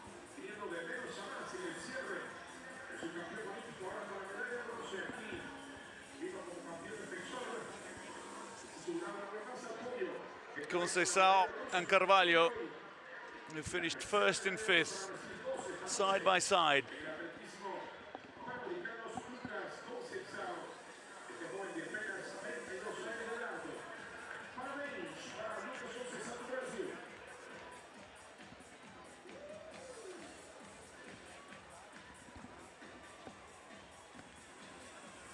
Guillaume didn't run a bad race at all, but Aviles ran a really solid race throughout. Conceição came into his own in the second half. He ran a really superb second bend, and that separated him from the field. Zambrano got away quickly, but couldn't sustain the pace, and doesn't traditionally have the best finishing pace, but still found a burst of energy to get himself back into the medals and deny Guillaume a place on the podium. But Conceição and Aviles, side by side, coming around that second bend. But once they got into the finishing straight, it was Conceição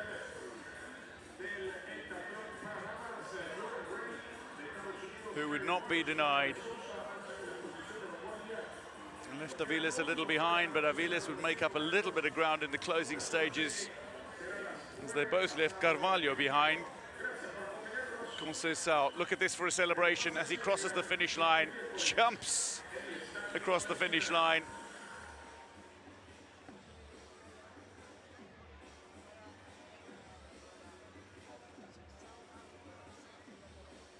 This means a great deal to Lucas Conceição. 30-year-old Lucas Conceição of Brazil is champion of the men's 400 meters in 45.77, 0.2 of a second ahead of Mexico's Luis Aviles, and Anthony Zambrano, the Tokyo silver medalist and 2019 champion, is bronze medalist ahead of Chile's Guillaume.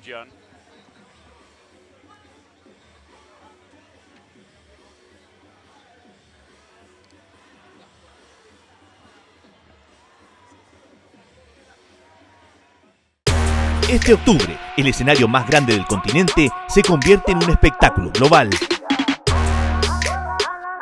Por primera vez en la historia, los Juegos Panamericanos serán transmitidos en vivo para todo el mundo a través del Panam Sports Channel. Más de 6.900 atletas, 1.900 horas de acción, 41 países, 31 clasificatorios olímpicos, 9 señales en vivo. No te pierdas Santiago 2023.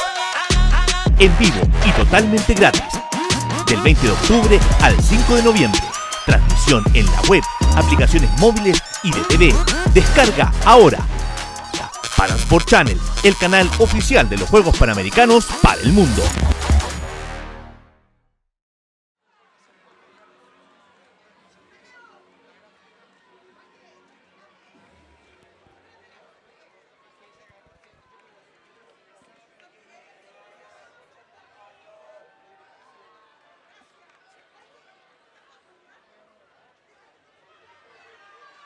Santiago 2023 Pan American Games presents the women's 100 meters hurdles medal ceremony. Los Juegos Panamericanos Santiago 2023 presenta la ceremonia de premiación 100 metros con vallas femenino.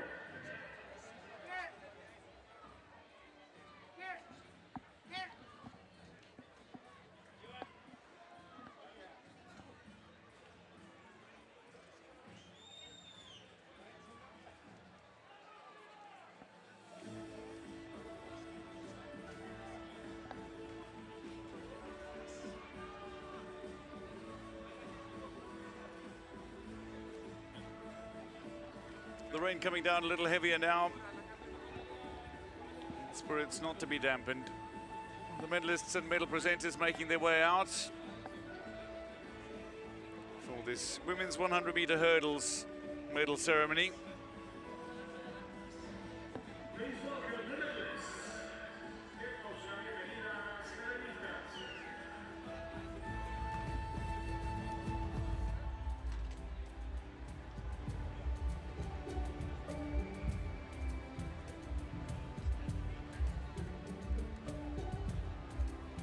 Andrea Vargas. The medals will be presented by Erskine Simmons, Panam Sports Executive Board Member and Secretary General of the Barbados Olympic Association.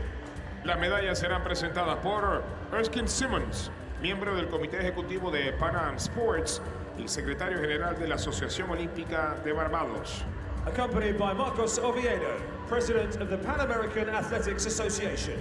Acompañado por Marcos Oviedo, presidente de la Asociación Panamericana de Atletismo. Bronze medal, representing United States of America. Medalla de bronce, representando a Estados Unidos. Alicia Johnson. Alicia Johnson is the bronze medalist. The Texas-based star is the USA indoor 60-meter hurdles champion. She came as among the favorites for a medal, and indeed she claimed one. It is bronze in 13:19. The race hampered slightly by clipping a hurdle along the way, but still on the podium. Silver medal, representing Cuba. Medalla de plata, representando a Cuba, Gracie Lázara Roble. Gracie Roble of Cuba finished this race really well. She built into her race and clocked a 13:09 to finish behind the defending champion. 3 times the national champion of Cuba. She's now a Pan American Games silver medalist.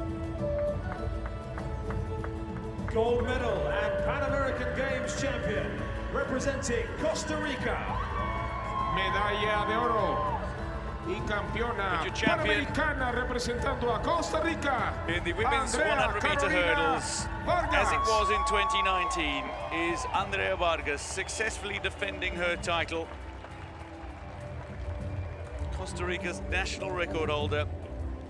She ran that superb race in Doha at the 2019 World Championships to finish 5th.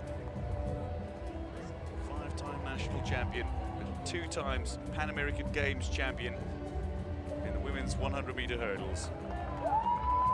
Andrea Vargas. Ladies and gentlemen, the national anthem of Costa Rica. Damas y caballeros, el himno nacional de Costa Rica.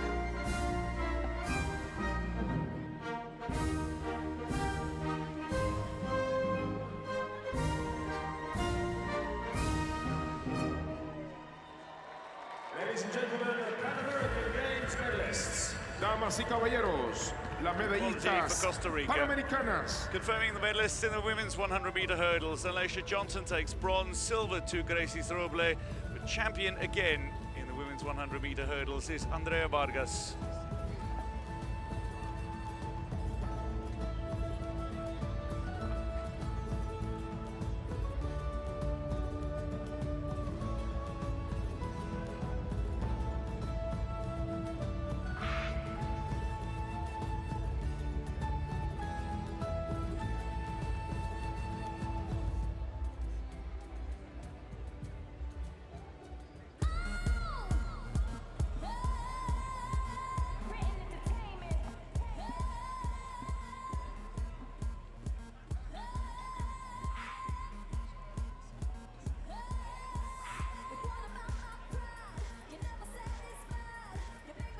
Still two events to come out on track.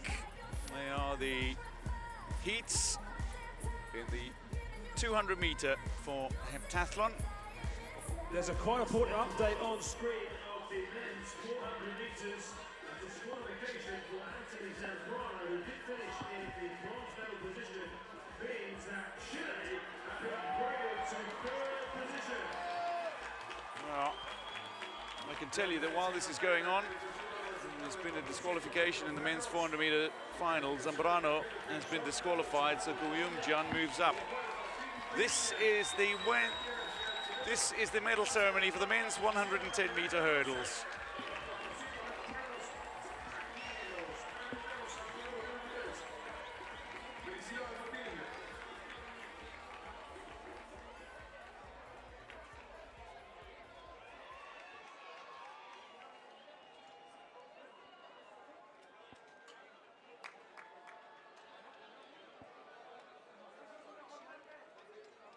The Santiago 2023 Pan American Games presents the men's 110 meters hurdles medal ceremony. The medalists to the men's 110-meter hurdles making their way out. Two Brazilians on the podium. Please welcome the medalists. And an American in between. The medals will be presented by Erskine Simmons, Panam Sports Executive Board member and Secretary General of the Barbados Olympic Association. Erskine Simmons and Marcos Oviedo will present the medals and mascots.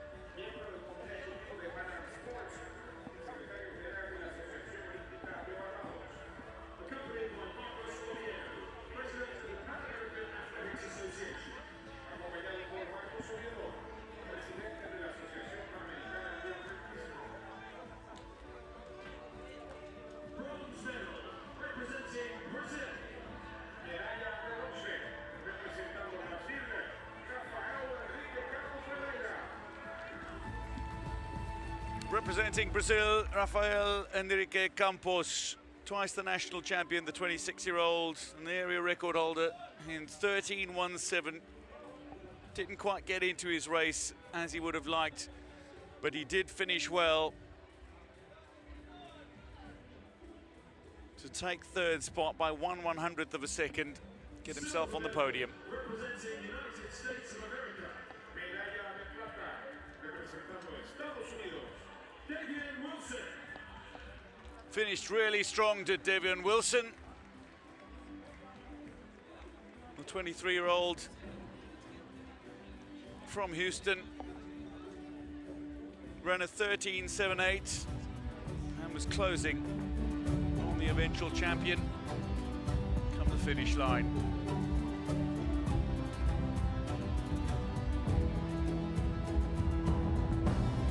Gold medal and Pan American Games champion, representing Brazil. Medalla de oro y campeón panamericano representando Brasil, Eduardo Rodríguez. Your champion in the men's 110-meter hurdles is Eduardo Rodríguez. The South American champion is now the Pan American Games champion after his bronze in 2019. He goes two better in 2023. In 13:67, he crossed the finish line to be crowned champion for the first time at the Pan American Games.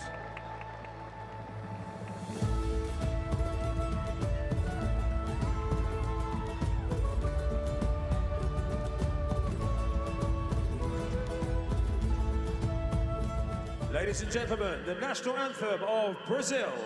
Damas y caballeros, el himno nacional de Brasil.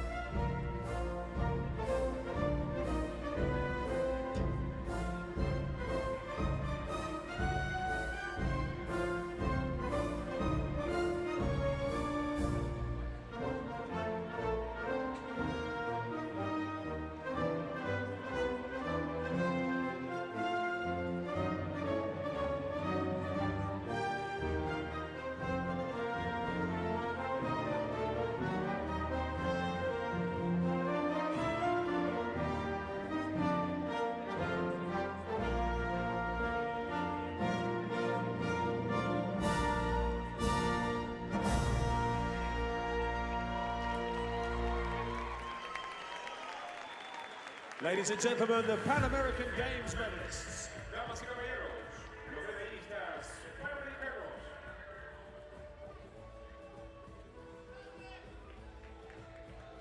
A grand event for Brazil. Rodriguez and Campos both on the podium.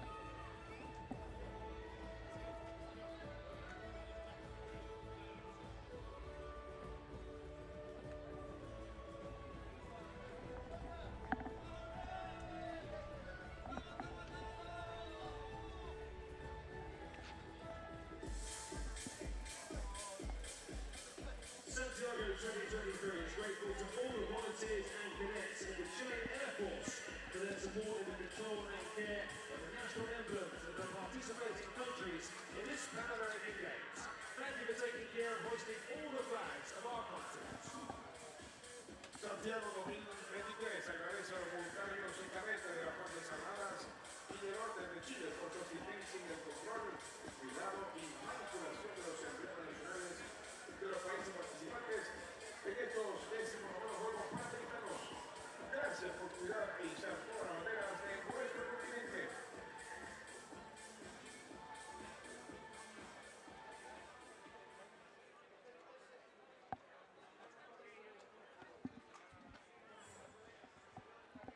Two events to come are the heats in the heptathlon, the fourth event of the heptathlon is the 200-meter.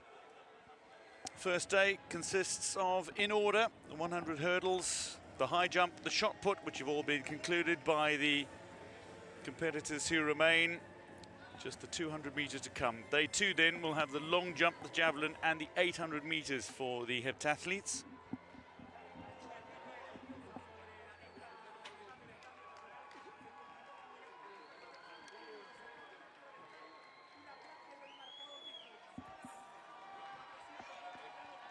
Athletes gathered out on track.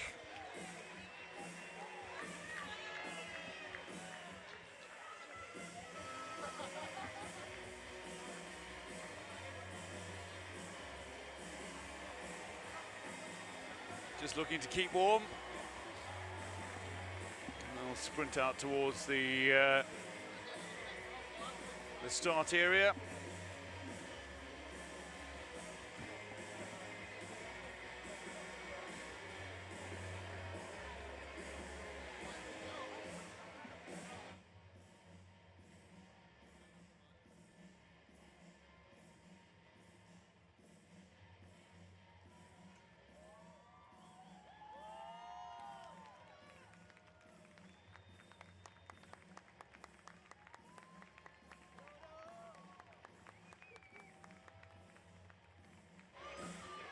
Tamara de Souza, currently third with 2,420 points through the 100 hurdles, the high jump and the shot put.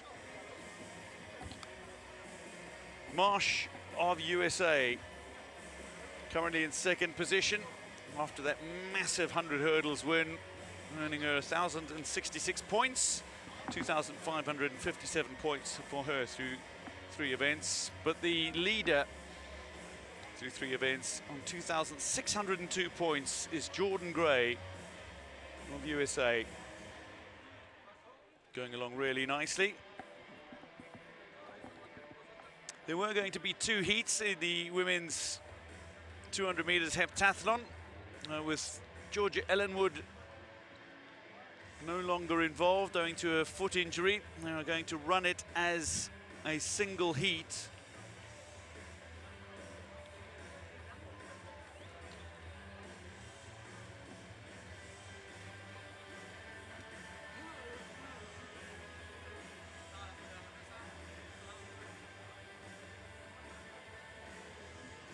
Ms. Perey, she'll go in 2.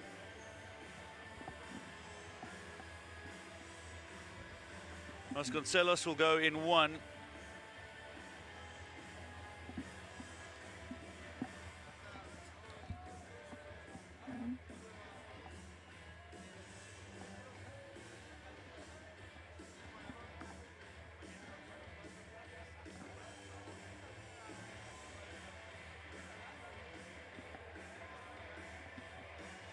There's been plenty of support from friends and family for the athletes from around the Americas, particularly from athletes from Brazil and the United States. Going in lane 3 is Cuba's Patterson.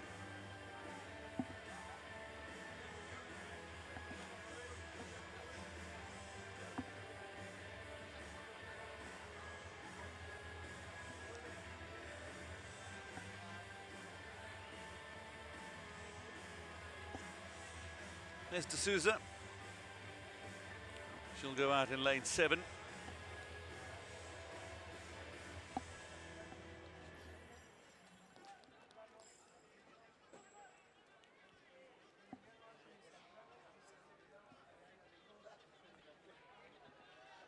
The start list then for the 200 meters. Vasconcelos, Perey, Patterson, Felix, Gray, Marsh, D'Souza and Borja. Going in that order from lanes 1 to 8. There's Borja.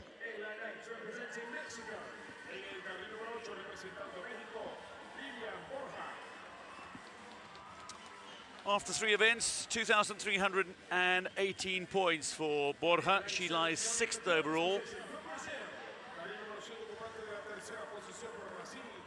Tamara D'Souza finds herself in 3rd position through 3 events.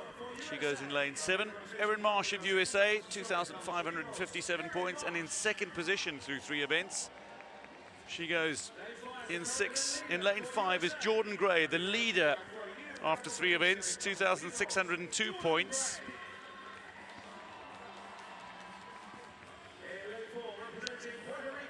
Elizabeth Felix, 2,355 points for the Puerto Rican, currently in 5th position. She goes in 4, going in 3 is Patterson, currently in 4th position. Going in lane 2, Ana Perey, 8th overall with 2,281 points. But representing Brazil, going in lane 1, 2,291 points so far for Rayane Vasconcelos. Jackie Joyner-Kersee, world record, 7,291 points. That is some tally.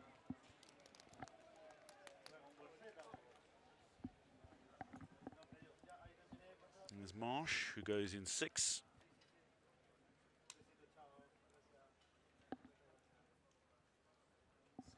Gray, who goes in 5.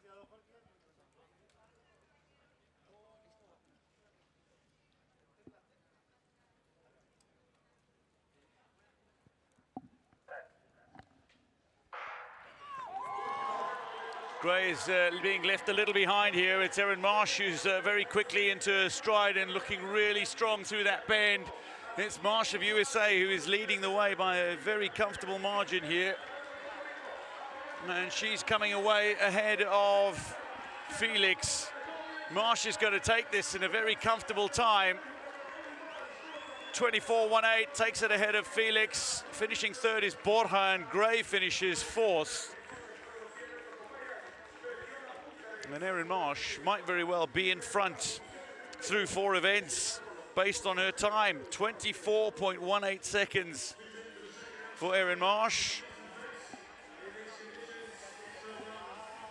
And she enjoys a little celebration.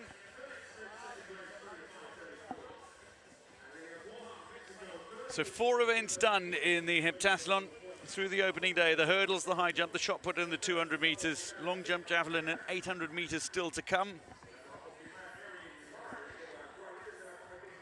Gray, not her strongest event.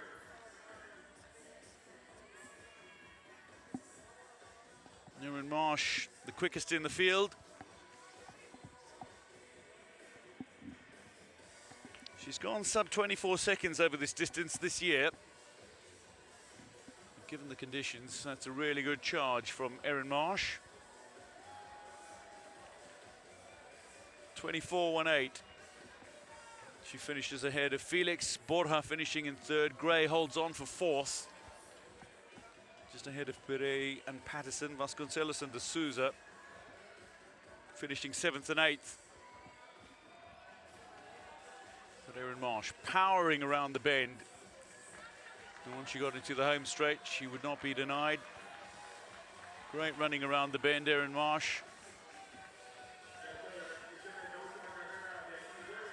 Felix ran a really solid bend as well to get herself into a good position. Patterson ran nicely around the bend, but couldn't close it out down the home straight. But Marsh all the way to the finish line in just over 24 seconds, just outside her best this year. 0.2 of a second off her best this year. 24.18.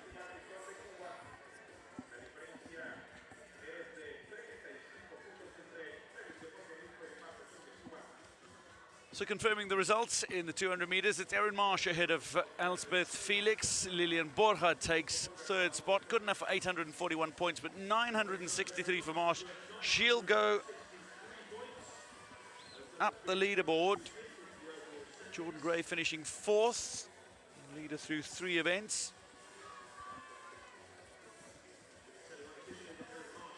As things stand through 4 events, it is Erin Marsh who leads Jordan Gray, the 2 Americans in front. Elizabeth Felix is third, but her lead has been cut by Patterson. De Souza is 5th, drops down 2 places. Borja up to 6th position, Perez 7, Vasconcelos 8th, and Ellen Wood of Canada, a DNF after her injury in the high jump.